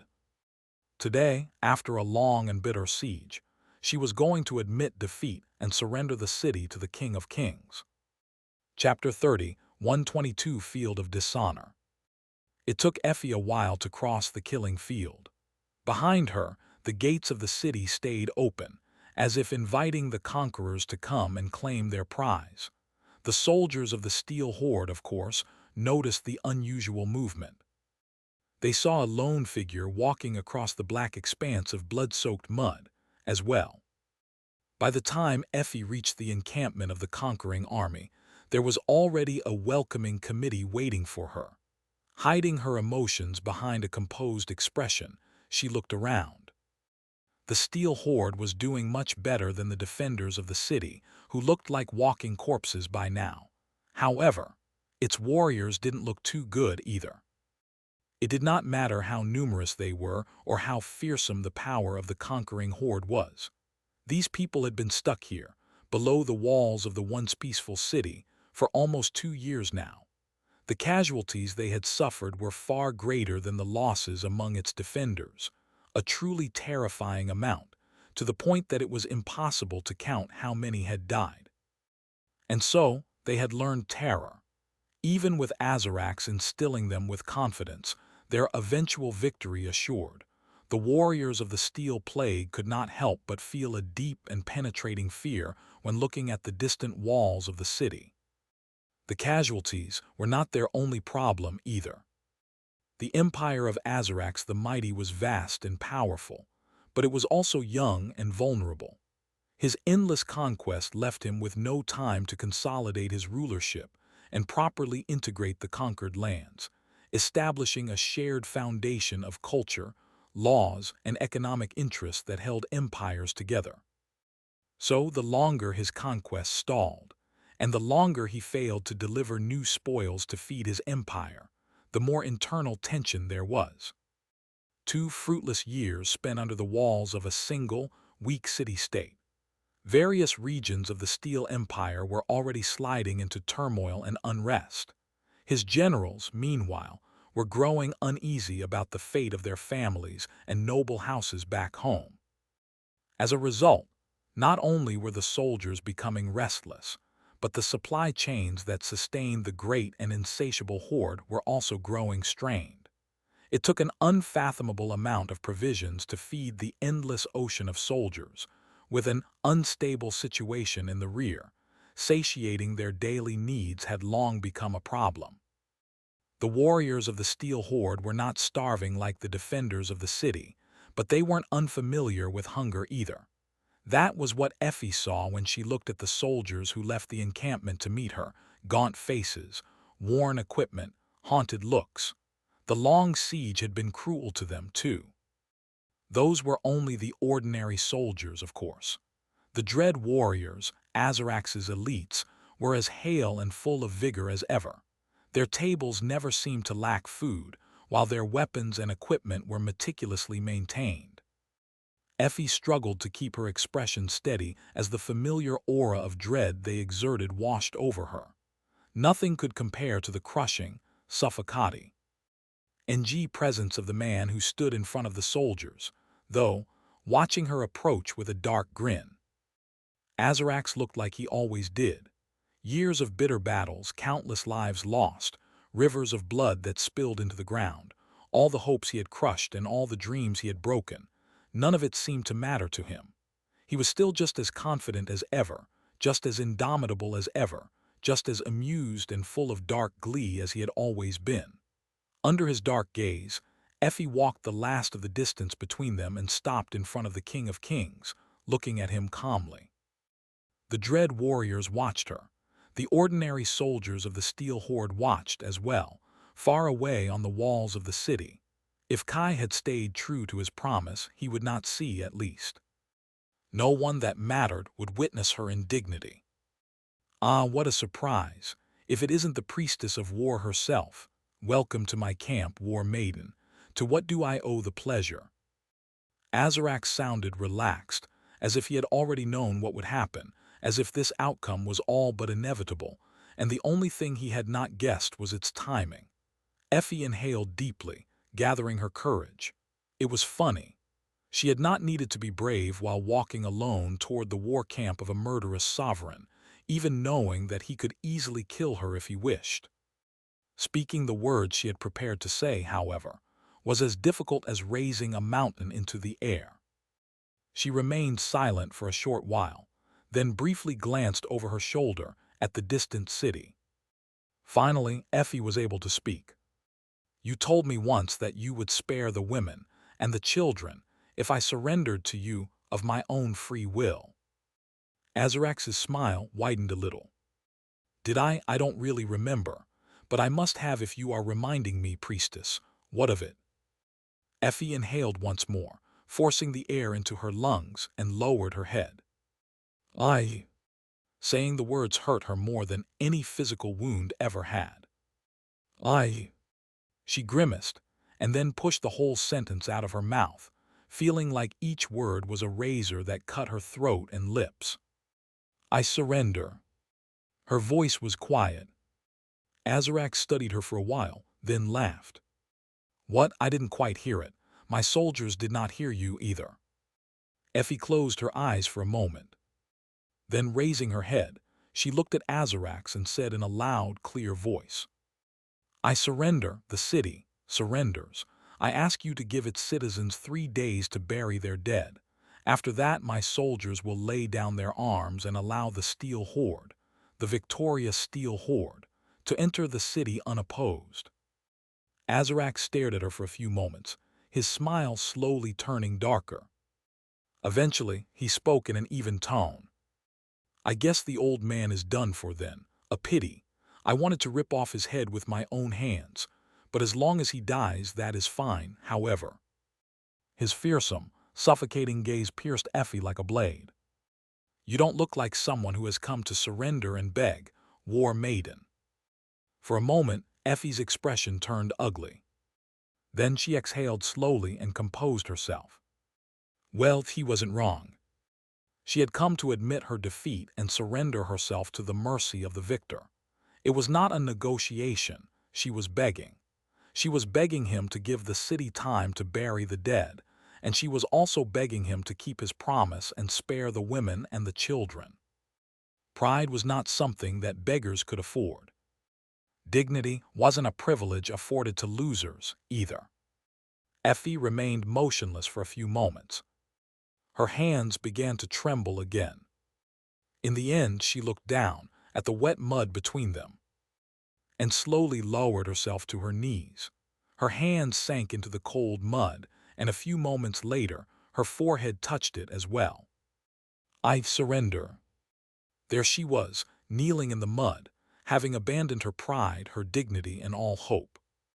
Seeing her lowering herself before him, Azarax laughed. "Good, now that is humility. I guess your endless pride was not unbreakable after all, priestess." He looked over her at the distant city at its gate, which was wide open. Then he spared a glance to his dread warriors. "I am a man of my word after all, so I'll keep the women and the children alive. Spare them, though. Well, there will be some of that. They'll survive at least." As he spoke those words, his elite soldiers were already assembling, dark glints shimmering in their eyes, and the camp behind him was boiling with movement. However, as for waiting 3 days, there has already been enough waiting. His smile turned into a dark, hungry grin. "It's time for this damn siege to end. Will you watch with me as your city falls, priestess? I'd appreciate it very much." With that, Azarax laughed and pointed forward. "Go, my warriors, go forth and plunder, destroy that city. Leave no stone unturned." Chapter 30, 123 Greater Pow. As the dread warriors rushed forward like a river of hungry steel, Effie felt the ground tremble. She was still kneeling in the mud with her head lowered, an indescribable bitterness squeezing her heart. A moment later, someone's hand grabbed her by the hair and violently jerked her head upward. In terms of physical might, Effie was stronger than a dozen saints. But all her strength suddenly felt meaningless under the weight of the iron hand that was pulling her upward. Grabbed by Azarax, all she could do was grit her teeth and suppress a pained groan. Suddenly, he was very close. "You are facing the wrong way, priestess. Come, let us watch your city fall."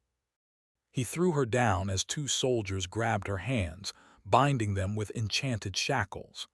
A complicated weave of runes ignited on their steel surface, and she felt her essence draining quickly. Soon enough, it would be completely exhausted, leaving her weak and vulnerable.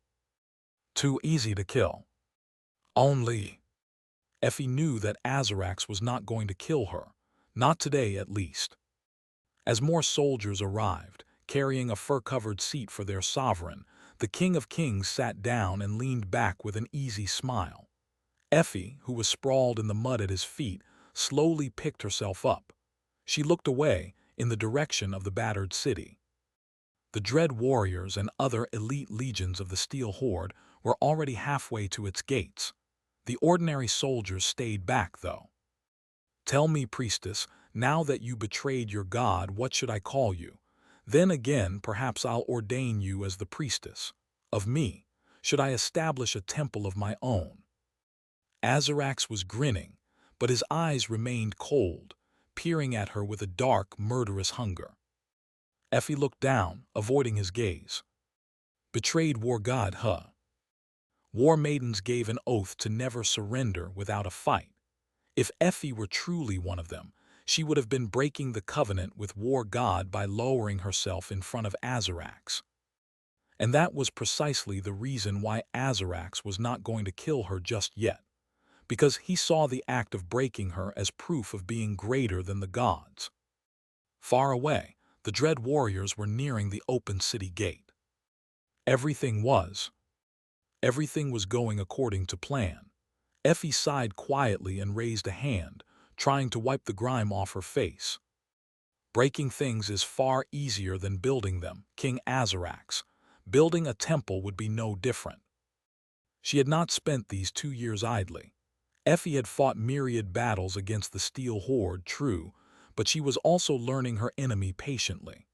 The structure of Azarax's army, the customs of his people, the history of how his father had come to power, and how Azarax killed him to claim the throne.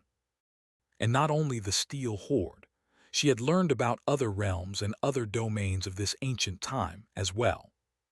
Most of all, however, she learned about Azarax. What motivated him, what moved him, what his virtues were, and what his vices were as well. And at the end of it all, she had to admit that Azarax was not that complicated at all. He was a genius warrior, yes. His aspect was frighteningly powerful. He was a tyrant with a natural talent for leadership, as well. He was not the kind of enlightened and benevolent leader that people of her time usually imagine when thinking about an ideal ruler, but rather a king fit for his time. Someone who could crush people with his authority and keep them in line with an unshakable fist until the very thought of defiance and disobedience was eradicated from their minds. And he was quite charismatic, too. But beneath it all, his character was a collection of vile and banal clichés, only unique because Azarax took them to an absolute, inhuman extreme. Azarax was absolutely prideful, egomaniacal, conceited, and sadistic. But most of all, he was entirely overcome by insatiable lust for power. All of his other traits stemmed from this one overwhelming obsession, and everything he did only pursued 2 goals. It was all either to gain more power or affirm the power he already possessed, lest it weaken and disappear. His cruelty, his greed, his ruthless tyranny, it was all a means of obtaining power. So was his narcissistic self-assurance, since in the world Azarax inhabited, no one could be above him, and no one had a greater claim to power than he. Naturally, that belief clashed with the existence of the gods, who were above all, above everyone. No matter how deftly Azarax refused to admit, even to himself, that there were those out there greater than him, he was not unaware of reality. The gods were like a thorn in his side. Of course, he was not entirely unfounded in his confidence, even if it bordered on insanity. After all, Azarax had been transcendent before becoming supreme, and before that he was ascended, awakened, dormant. The path he walked was littered with the corpses of those who had been more powerful than him, and yet ended up dying be. Why his hand? Those who had survived, meanwhile, had all become his thralls. Why would the gods be any different? That was why Azarax was fixated on Effie. She was a conduit for his hatred of the gods, a way of diminishing them that was in his power to conquer. And that was how she had known that he would not kill her immediately. There were only 2 possible outcomes to her surrender. One was that Azarax would viciously beat her until she was on the threshold of death, and then make her his thrall. The other was that she would keep her free of the enthrallment, resorting to mental torture instead, to break her and make her surrender to him fully of her own free will. Both outcomes were acceptable to Effie, since that was what she had planned for. Unless something completely unexpected happened, there was no way for her to lose, at this stage at least. She just had to redefine what losing meant. This was the first component of the plan. The second one had come from diligent study of this era as well. It had to do with what victory meant for the triumphant army. Chapter 30, 124 Meaning of Victory. What did victory mean? To Effie, victory had always meant getting to live another day. It meant staying alive and not having to starve. Later, that also included her family and all of humanity as well. But these were ancient times, and there was no nightmare spell here. There were no nightmares and no dream realm slowly devouring the world. So what were these people fighting for? There were numerous reasons for war, but at its most fundamental level, wars were fought over resources. That was what Morgan had said, and she would know best. In the case of Azarax and his steel horde, the purpose of war was rather simple. They were here to conquer land and plunder its riches. The land itself was a resource. The people that populated it were as well, meant to be sold as slaves. Their possessions, meanwhile gold, fabrics, artworks, and various items of luxury, would change hands and become the property of the conquerors.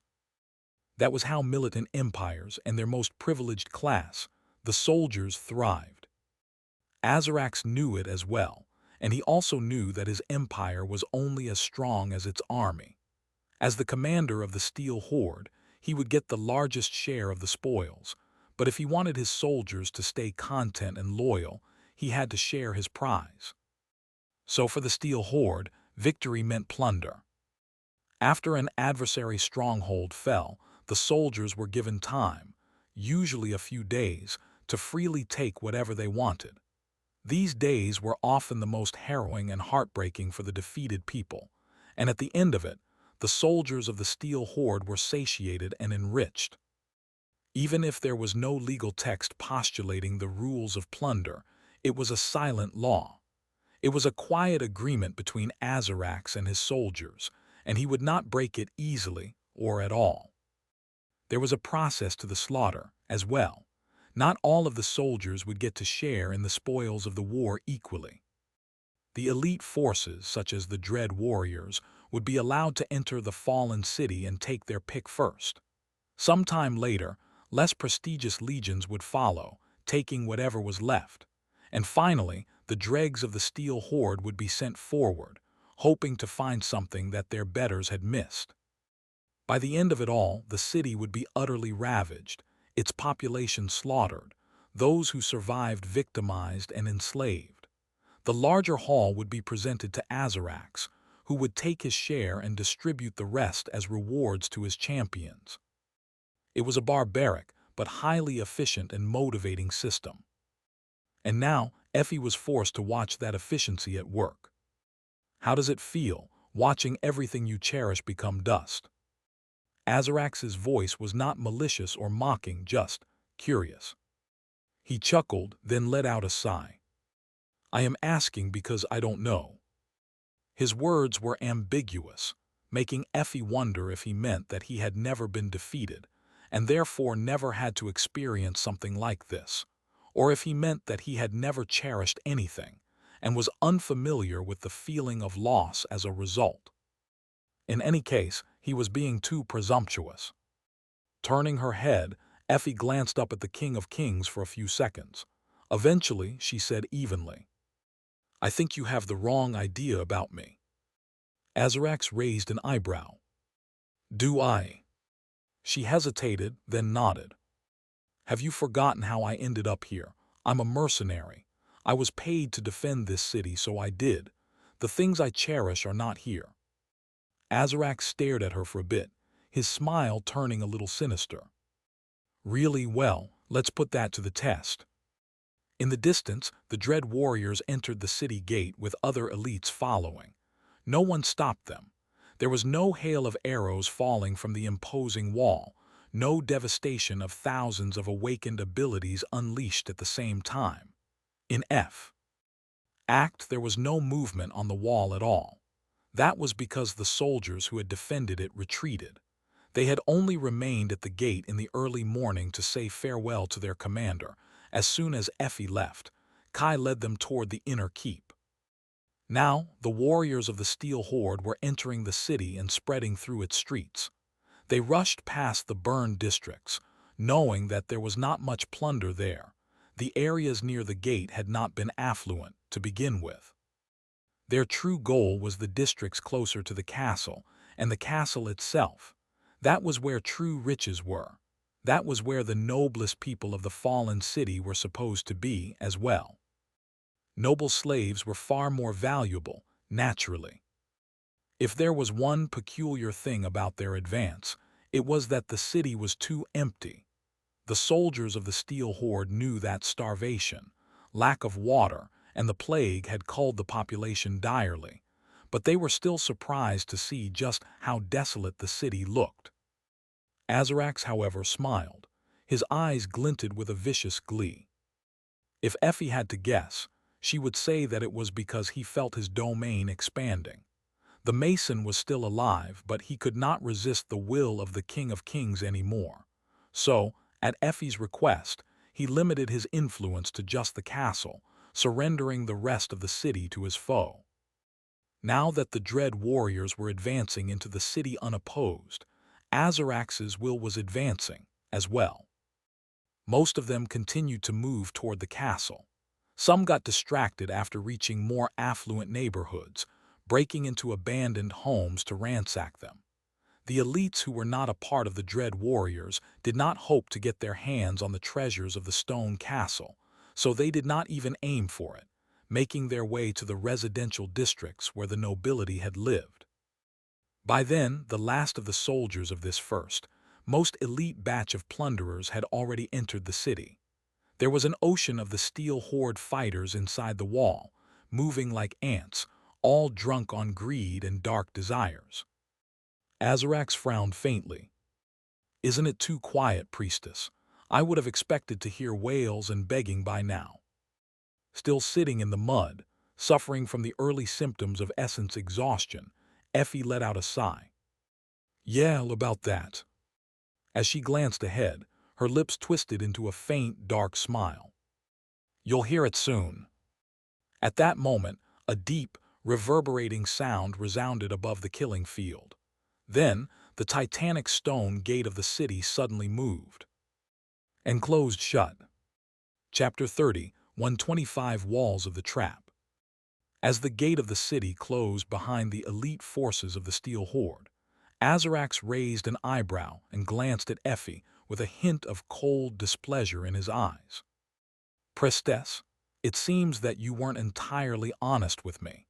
Or is it that your soldiers are not as obedient as you believed and decided to disregard your orders?"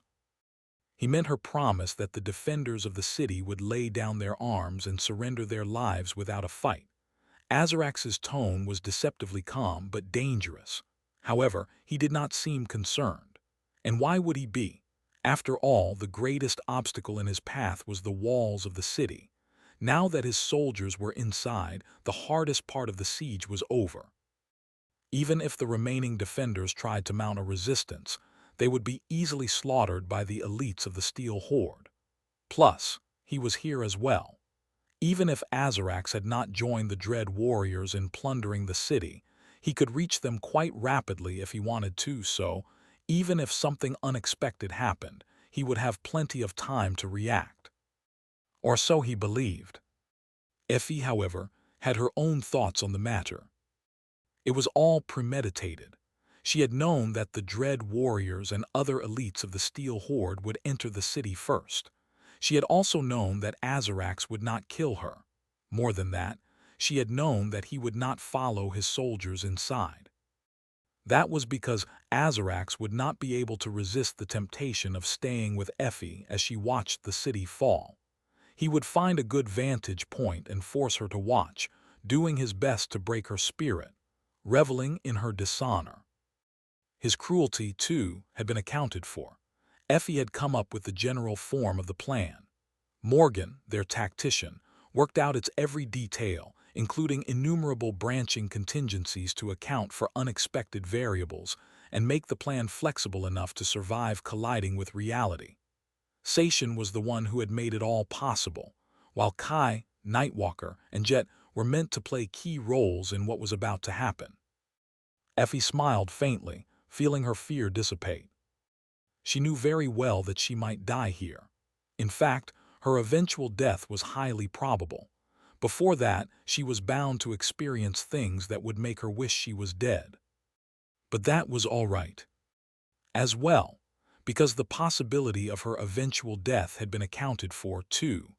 It was one of the variables, and not one of the important ones at that, because her own task would be completed, whether she lived or not. They should be following my orders just fine, plague of steel.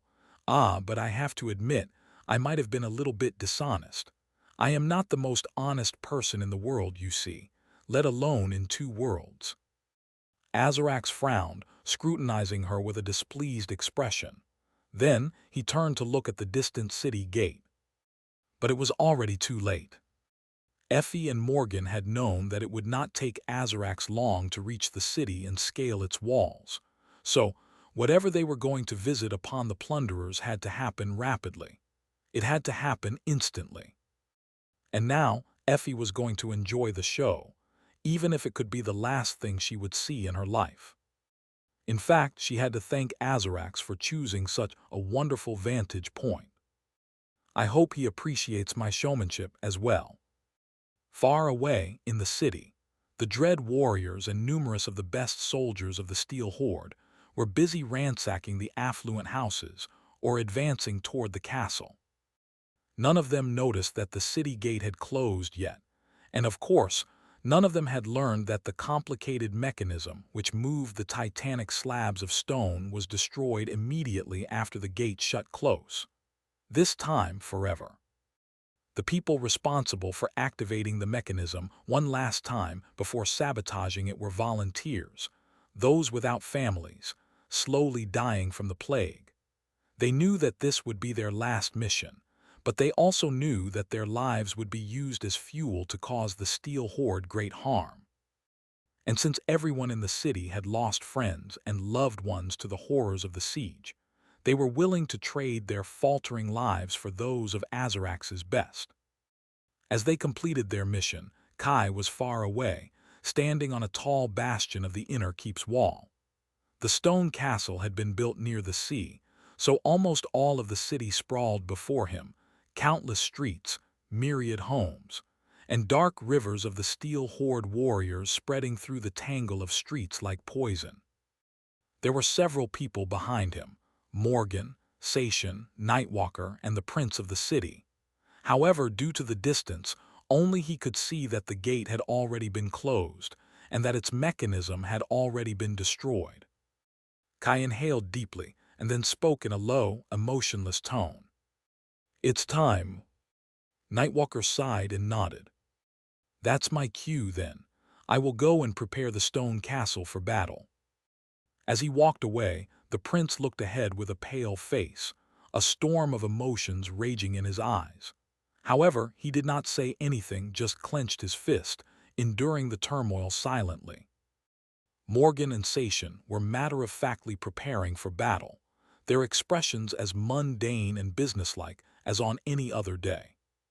Kai closed his eyes for a moment. He knew what he was about to do.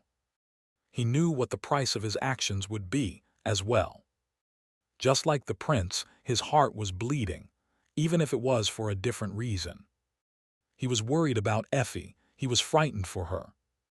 But he also knew that she was right, and that this was the only way.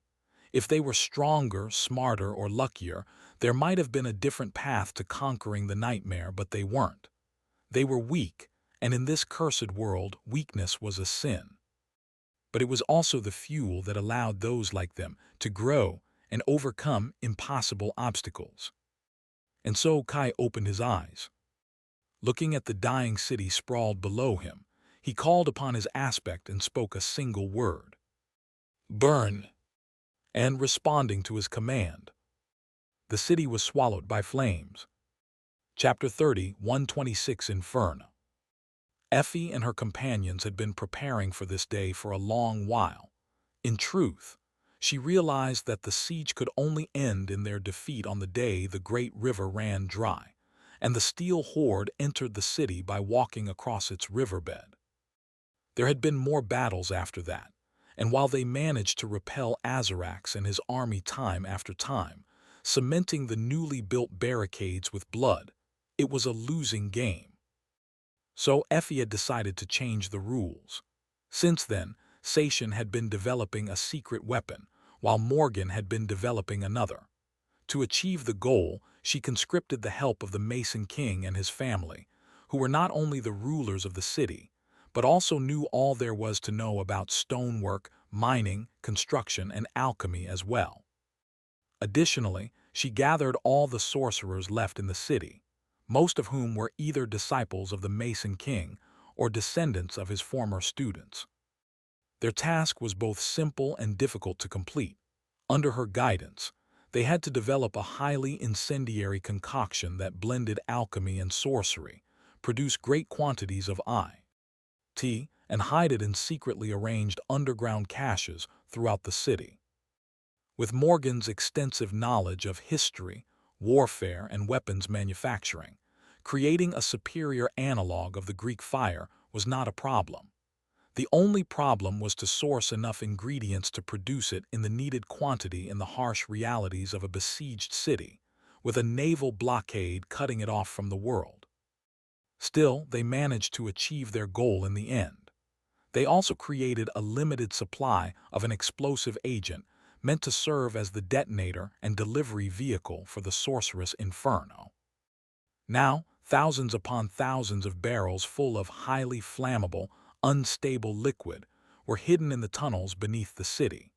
Some were placed in the sewer junctions that had already existed before the siege, while some were placed in the secretly excavated chambers Morgan had created. A vast runic array connected all the caches, meant to cause the detonators to activate simultaneously. And so when Kai ordered the world to burn, that array came alive. Somewhere in the city, countless items followed his command and caught fire. Among them were the barrels of the flammable liquid and their detonators, as well, and when one of them produced a spark, the heat was transferred to all the rest, causing them all to detonate at the same time. The result was both immediate and catastrophic. Throughout the dying city, the earth opened in a deafening roar, spewing towering pillars of fire into the sky. These pillars then turned into swiftly expanding clouds, swallowing the entire expanse of streets between the outer wall and the castle. Fire was literally raining down upon the warriors of the steel horde caught in the middle. And it wasn't mundane fire, either. Instead, it was a burning liquid that stuck to any surface it touched and could not be doused with water. The temperature at which it burned was utterly terrifying, as well, chewing through stone and steel in mere seconds. There was no need to say what happened when it touched human flesh. Instantly, the city was swallowed by a harrowing inferno, its vast expanse disappearing into a raging blaze. Countless streets, countless homes, all of it either burned or collapsed into the deep fissures that opened in the ground, the thunderous roar of utter devastation washing over Kai like a requiem. The screams of the steel horde elites caught in the fire, however, were a far sweeter song. In an instant, all those who had rushed into the city to plunder it were either swallowed or surrounded by flames. The whole city burned, melting and turning to ash like a great funeral pyre for the countless people who had died to defend it. Even if there were pockets of safety among the intense flames, the fire was spreading, and they would not remain safe for long. And if the invaders attempted to escape the inferno by retreating, the gate was already closed, its mechanism destroyed, turning the city into an inescapable trap. In the face of such vast, callous destruction, the faces of every soldier manning the walls of the stone castle turned pale. But even if they were watching their city being reduced to ash, they felt sorrow and joy in equal measure, because their enemies were burning with it. However, it was not enough. The awakened warriors would perish. The ascended officers might burn to death as well. But the strongest of them, the transcendent powerhouses, could potentially find their way out of the inferno. They could stay alive until their sovereign arrived at least. Kai could not allow that to happen. "I'm going." His face was grim, the flames reflecting in his eyes. Leaving Morgan, Sation, and the pale-faced prince behind, he rose into the air, and then dove into the flames. Slaughter. This trap had been set by paying such a high price, an unthinkable price. So he had to make sure that it was all worth it, as close to being worth it as he could. I'll slaughter them all. The flames roared as they took him in their immolating embrace. Far away, across the vast inferno of the burning city and the great expanse of the killing field, Effie smiled as she watched flames rise above the towering wall and heard the wind carry over screams of chilling agony. She looked at Azarax, whose expression was contorted in rage. Effie's faint smile widened a little, turning into a grin. Did you say that you were going to destroy my city, Azarax? Look, you failed. You will never be able to destroy it now. It was never yours to destroy. A mad glint appeared in her eyes. I destroyed it. It was I who burned it, not you. All the time you wasted, and for what? To be outdone by a transcendent mercenary. As Azarax's expression turned dark and dangerous, Effie could not help but laugh. What do you think the chronicles will say now? Azarax the Mighty, the King of Kings, wasted 2 years trying his hardest to conquer a peaceful city. But in the end, he could not. She was still laughing when his fist connected with her head. Effie was thrown to the ground. The pain was blinding, and she could feel something inside her head cracking as she fell. But even then, she still thought that it was pretty funny. Chapter 30, 127, second part. Effie had been drained of essence, and now she received a blow from a supreme. Although Azarax had not meant to kill her, she was still dazed. Even without her aspect, Effie was quite hardy, more so than most saints, unless they were of a divine lineage, naturally. However, getting smacked by the King of Kings was not something she could escape unscathed in her powerless state. Her eardrum had ruptured, and she was pretty sure that her skull had cracked. Lying in the mud and tasting blood on her tongue, some flowing down her face as well, Effie watched flames dance above the wall of the city. It was a pretty sight. There were 3 parts to their plan of conquering the nightmare.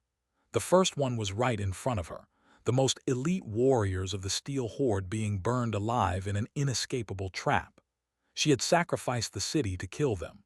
All of the city except for the stone castle, at least, which now sheltered the remaining population, so their distant screams were like music to her ears. However, this trap of hers was not good enough in and of itself. The dread warriors would not be able to open the gate, and all ways to ascend the wall from the city had either been destroyed or walled off, with traps waiting for those who did scale it. So, those of them who survived the initial detonation had only one way left to go, toward the last remaining safe area, the castle. It was Nightwalker's job to defend it. Kai, Morgan, and Sation, meanwhile, were meant to hunt down the dread generals in the immolating inferno, making sure that these powerful transcendent champions perished in the flame. But there was no guarantee that they would succeed. The Steel Horde had already sustained calamitous losses, but how many more elites Azarax would lose depended on how soon he intervened personally. Even with his power and speed, he would not be able to save all of his warriors, but he could save some. And indeed, as Effie turned her head, she saw Azarax preparing to rush toward the burning city. And that was where the second part of the plan came into play. As Azarax took a step forward, there was the sound of hooves, and the soldiers crowding behind him, watching the distant blaze with stunned and frightened expressions, parted like a sea. A horse with foam on its bloodied lips galloped through their mass, and an exhausted rider jumped off its back, landing into the mud near Azarax and Effie. He was in such a hurry that drops of mud splattered on the King of Kings, which would usually get the messenger killed. At the moment, however, Azarax did not seem in the mood to pay it any attention. "Am I, my lord?" The messenger's voice trembled, and his eyes were full of fear. Azarax scowled. "What is it?" The man, still kneeling on the ground, drew a hoarse breath and then spoke in a tone of urgency. The supply caravan, my lord, it was attacked. So many are dead. The wraith took them. The King of Kings' expression changed, and he threw a furious look at Effie. Here it comes. She prepared herself, but when his kick arrived, sending her flying like a rag doll, it still hurt like hell. As Effie rolled on the ground, failing to suppress a suffocated groan, she heard Azarax hissing a curse. Jet was responsible for the second part of the plan. Several days ago, she had secretly left the city and journeyed behind the enemy lines, making her way to the road that the caravans supplying the steel horde with equipment and provisions traveled. These caravans arrived daily, with an especially large one coming once a month. These caravans were heavily protected, and the monthly one was especially so. In fact, it was no different from a legion in and of itself, defended by countless awakened soldiers, ascended officers, and transcendent commanders. Today was the day it was supposed to arrive, and it was not a coincidence that Effie had chosen the same day to act, naturally. The immense size of the steel horde was its main advantage, but it was also its weakness.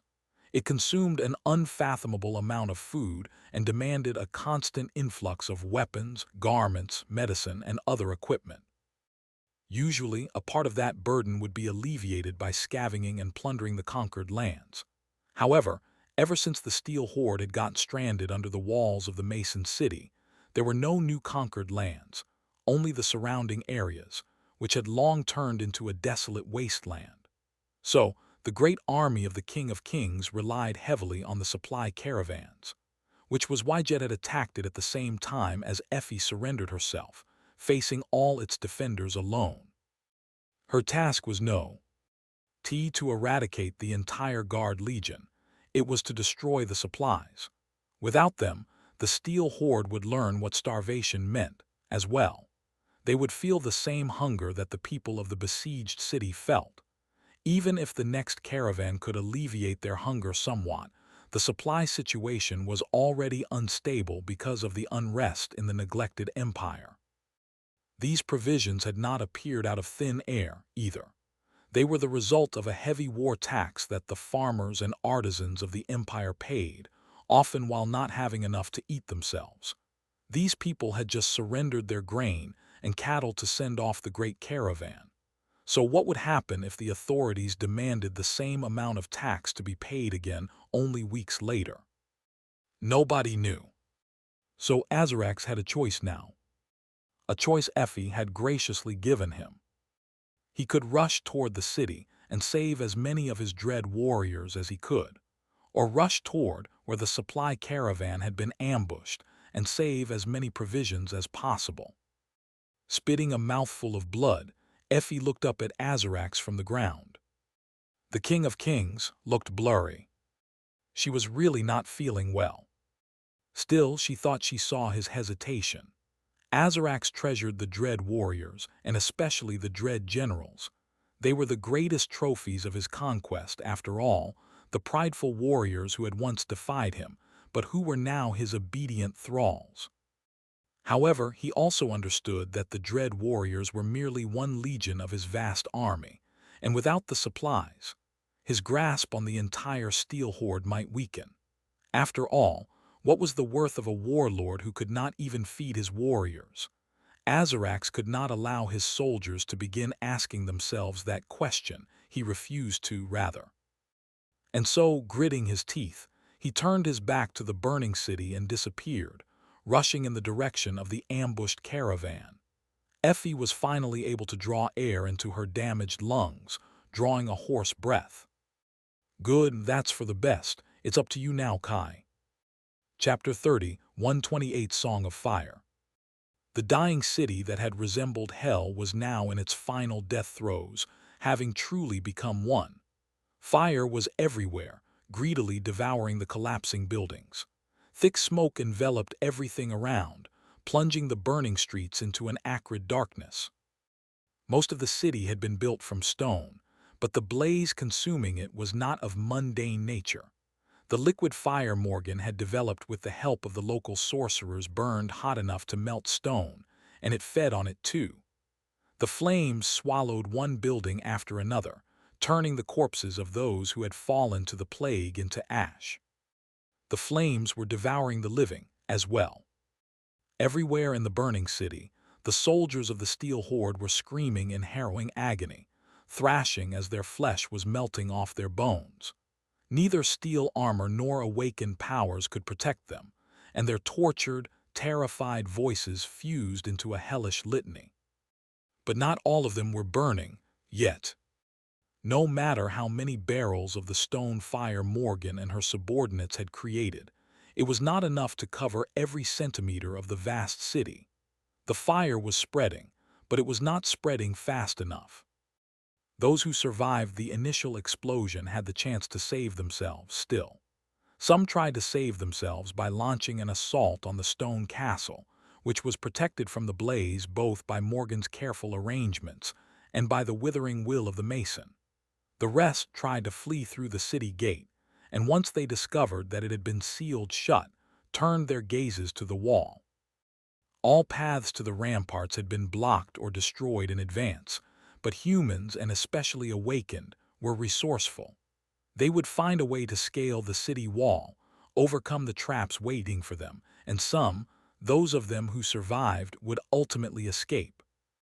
The rest might try to seek shelter in the harbor instead.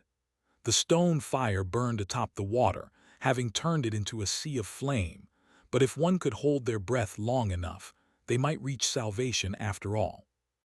Kai could not allow that to happen. Nightwalker was holding the stone castle. Morgan and Sation were meant to block off the harbor, so it was his task to make sure that those who retreated to the city wall died, all of them, without exception. He rushed through the fire and smoke like a dark shadow. The flames could not harm him today. He had earned the right to move through them by bathing in the scorching blood of a dragon. As he traversed the inferno with terrifying speed, he encountered pockets of surviving soldiers among the shadows. The soldiers died before realizing what kind of monster lunged at them from the billowing flames. Awakened, ascended. Kai did not pay them enough attention to determine their rank. All he knew was that they were not the prey he was hunting for. I were not the dread generals, who had to die today at all costs. Jet was somewhere behind enemy lines, destroying the supply lines of the Steel Horde all alone. Kai did not know what Azarax would choose. Would he go after the elusive wraith that threatened to starve his army, or would he plunge into the flames devouring his best soldiers? So he had to hurry. He slaughtered more soldiers on the way to the wall. At first, he killed them with his sword and his arrows. Then, judging it too slow, he assumed his draconic form, emerging from the fiery clouds of black smoke like a terrifying, towering visage of destruction and death. Wreathed in fire and smoke, his midnight blue scales looked almost entirely black. Then, even that seemed like a waste of time. So, he simply commanded the flames to devour the soldiers of the Steel Horde in his place, using his aspect to make the blaze move. He felt it then, in the violent embrace of merciless slaughter. The heartbeat of fire. The blaze was like a living being, a giant, insatiable beast that longed to devour all of existence, to use all of existence as fuel for its fleeting radiance. It moved, it twisted, it churned. It grew, it withered. It wanted to be, it wanted to shine. It wanted to burn. Kai reached the city wall by then, and clashed with those two dread generals who had chosen it as their path to salvation. He burned their soldiers first, and then called upon the flames to attack the transcendent thralls as well. The champions of the Steel Horde could endure the flame, but they couldn't endure the fierce black dragon that emerged from the billowing sea of black smoke, wreathed in cinders and fire. The three of them fought in the middle of hell, the dire force of their battle fueling the spreading inferno. The dread generals were strong. They were heroic. They were seasoned and experienced, having survived innumerable campaigns. But Kai was strong, heroic, and seasoned as well. In fact, he had survived far more horrifying things than these fallen heroes of annihilated kingdoms could ever imagine. So he fought them fiercely. He fought them earnestly. And somewhere in the middle of that, the spell whispered in his ear. It said, "You have received an aspect legacy." At that moment, Kai felt something deep and profound take root in his mind, something that was as old as the world, or possibly even predated it. He recognized its form as well. It was something that he had tried to master himself, but failed to fathom innumerable times. It was the true name of fire. There were those who were born with a talent for shaping, and those who were born without it. Kai's case, however, was unique. His transcendent form gave him a unique resonance with shaping, making him believe that if he could invoke the names, the result would be much more destructive than for any other sorcerer. However, perhaps for that very reason, his mind had not been able to accommodate any names. It was as if there was a powerful force blocking him from learning them. He did not merely lack the talent for shaping. He was the opposite of talented, completely inept. Until now. Now, the name of fire and a few more lived in his mind, having fused with his very spirit, making it feel like invoking them was the most natural thing in the world, like it had been his power all along. They were like songs, making him feel a familiar longing. And so Kai invoked it. He invoked the Song of Fire. In the next moment, a vast, roaring pillar of radiant silver flame escaped from his maw, swallowing the dread generals in an instant. Enveloped by that beautiful flame, they only survived for a second. Then their figures dissolved into the silver radiance, turning to ash. And then the ash was annihilated as well. The pillar of silver flame crashed into the city and exploded, turning into a radiant sea of immolating fire, drowning the world in obliterating heat. Kai was not done, though. His hunt was only beginning. No one was going to escape the burning city today. Chapter 31:29, Lack of Fear. In the end, very few of the dread warriors had managed to escape the inferno. Most of them perished in the fire, while the rest were either slaughtered by Kai, Morgan, and Sation or died while trying to storm the stone castle.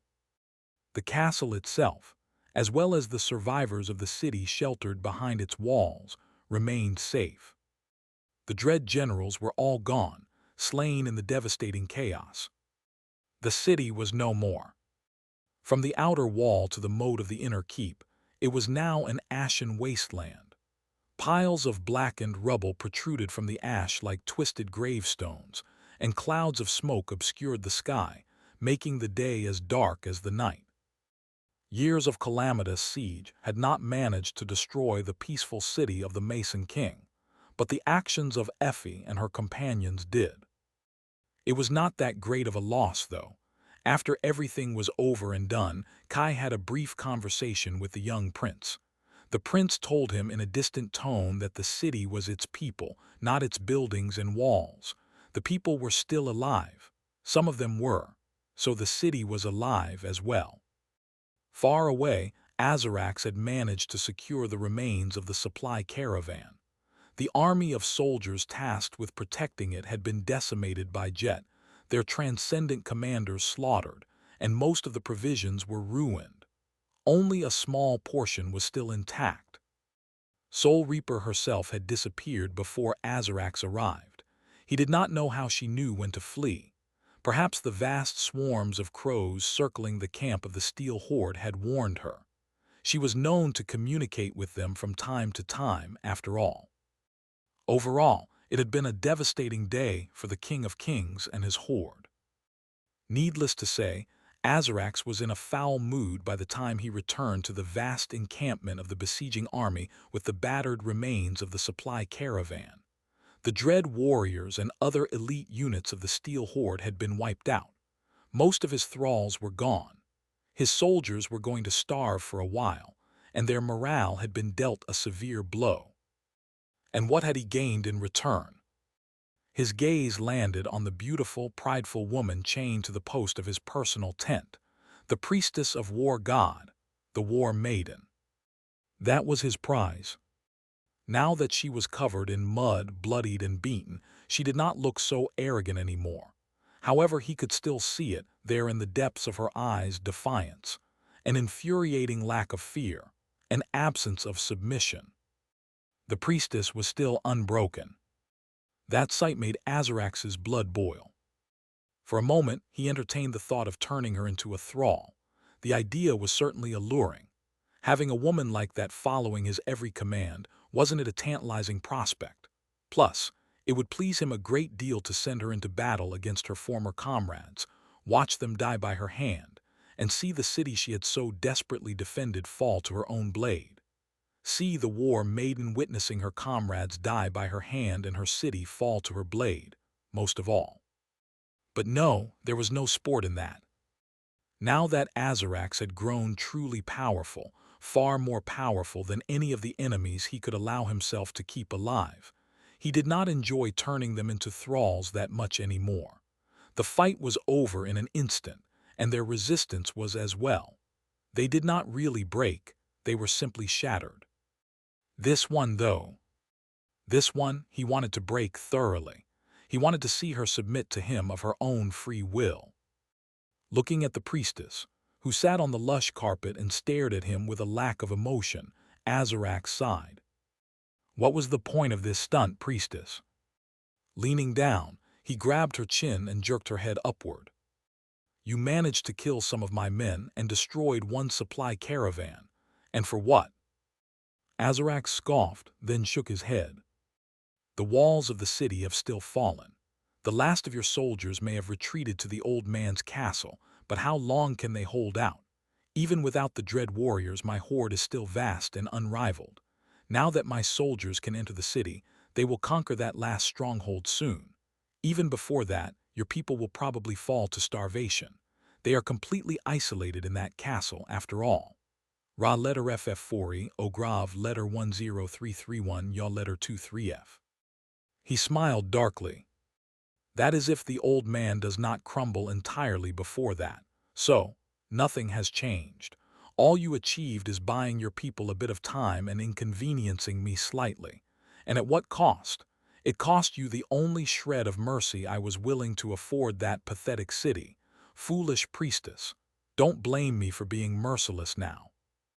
The war maiden stared at him apathetically for a few long moments, and then moved her hands slightly, the chains rattling as she pushed against the shackles. What was it for? Her voice was weak, making Azarax wonder if he had struck her too forcefully before. She looked at him silently and then twisted her bloodied lips into a smile. It was to kill you. Her smile widened and was then erased by his slap.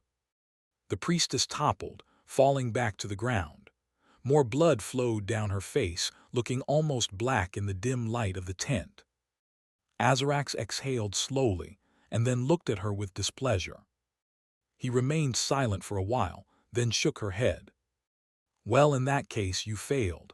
You did manage to spite me quite a bit, though, so prepare to atone for that. Effie had a feeling that she would not enjoy what was coming next, but she could only steel her heart and prepare. She had not lied to Azarax after all. The first part of the plan was to trap and destroy the elite forces of the Steel Horde inside the city, spearheaded by Kai and Morgan. The second part of the plan was to ambush the great supply caravan and leave Azarax's warriors stranded without food, achieved by Jet alone. The third and final part of the plan was to destroy the Steel Horde and kill Azarax. That one was all up to Effie. Chapter 31:30, Bleak Days. The next few days were as ghastly as Effie had expected them to be. Azarax was boiling with rage, and he had myriad ways to take it out on her. Of course, he never really lost control. She'd be dead in a moment if he did. And while he wanted her to believe that his mind was overcome by rage, she could see that all his gruesome feats of cruelty were meticulously calculated. Azarax never truly lost control. Hidden behind his arrogance and outwardly unabashed savagery was a cold, calculating mind. He was always shrewd, knowing exactly how much unrestrained wickedness he could allow himself. Azarax's true goal was to break Effie's spirit, and to do that, he had wisely decided to break her physically first. The body and the spirit were inseparably connected, after all. But even then, Azarax was careful not to damage her too badly, not to ruin her altogether, since he wanted her to become a thrall after all of it was over, and the Steel Horde moved on to its next conquest. In fact, Effie had a feeling that he wanted her to become his second-in-command. He wanted her to lead the Steel Horde as he conquered the rest of the mortal realms, to become the first of the new Dread Generals, no less. So no matter how ghastly his torture was, she could still endure it, somewhat. It was monstrous and gruesome, but not nearly as terrifying as what she had experienced at the hands of the Dreamspawn. Azarax was not starving her, at least, he did not know what her flaw was, after all, and he was not using her husband to turn the whole ordeal into a morbid nightmare. In fact, he was not doing anything that would leave a permanent mark on her. After a good healer tended to her wounds, that was. There were plenty of powerful healers in the Steel Horde, sadly, so that allowed Azarax to do quite a lot. His methods were both simple and effective. There were the utterly mundane forms of abuse and torture, such as beating, cutting, burning, breaking, and drowning. There were more esoteric ones as well, such as twisting the channels through which soul essence flowed through her body and wreaking havoc in her soul. The ancients knew far more about the fine art of torturing awakened than her own people. In that regard, at least, Effie had to give credit where credit was due. She thought that she was holding up well, at least as well as anyone could be expected to hold up while being tortured and maimed. But at the same time, she found herself slowly being reduced to a bloodied, scared beast who shivered when it heard the footsteps of its captor. Effie was still a person, after all. She was not immune to pain, nor was she immune to the fear of pain. So, Azarax's methods, while crude, could not be called ineffective. Effie still refused to obey him, though. She remained steadfast in her defiant refusal, even if, after a while, he did manage to make her beg for mercy. On that day, Azarax finally smiled. He was standing there, covered in her blood from head to toe, looking at her with an expression of content and satisfaction. "There is progress after all, huh, priestess?" Leaning closer, he studied her pale face and grinned. "Good. To be honest, I was growing quite bored with this arrangement. Shall we come up with something new, then? There's a crowd of people outside this tent clamoring to get to know you better, priestess. Do help me bolster their morale."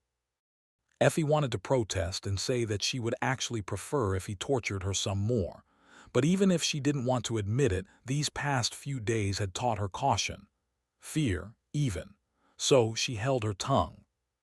"Well, he's bored now. Nothing I could do about it, is there?"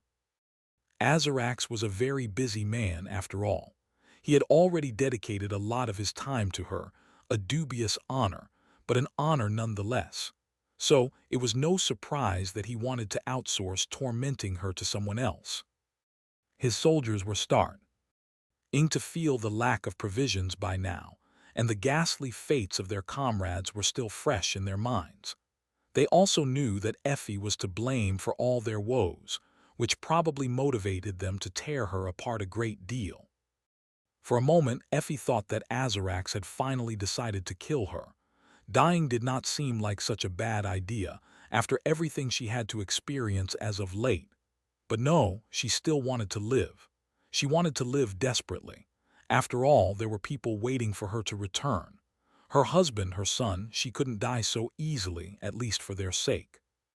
Plus, she doubted that Azarax would really allow her to die. Why would he do something like that after spending so much effort carefully keeping her alive? And in a sense, getting access to his soldiers was beneficial to her, so she did not mind.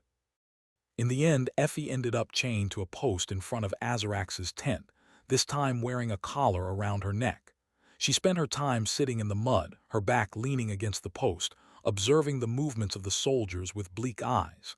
The tendons in her feet had been severed, so she couldn't stand up even if she wanted to. Her body was void of essence, making her as weak as a kitten. Well, a transcendent kitten at least. Letter 1D667 a ing or letter 1D41b. Yes, diuresis. The soldiers of the Steel Horde were free to do whatever they wished with her. However, they mostly stayed away, only glaring at her with hatred from afar. That was because there were a dozen corpses lying in the mud around her, about as far as the length of the chain allowed her to move. These were the corpses of the soldiers who had tried to lay their hands on the chained priestess of war, but ended up being killed by her instead.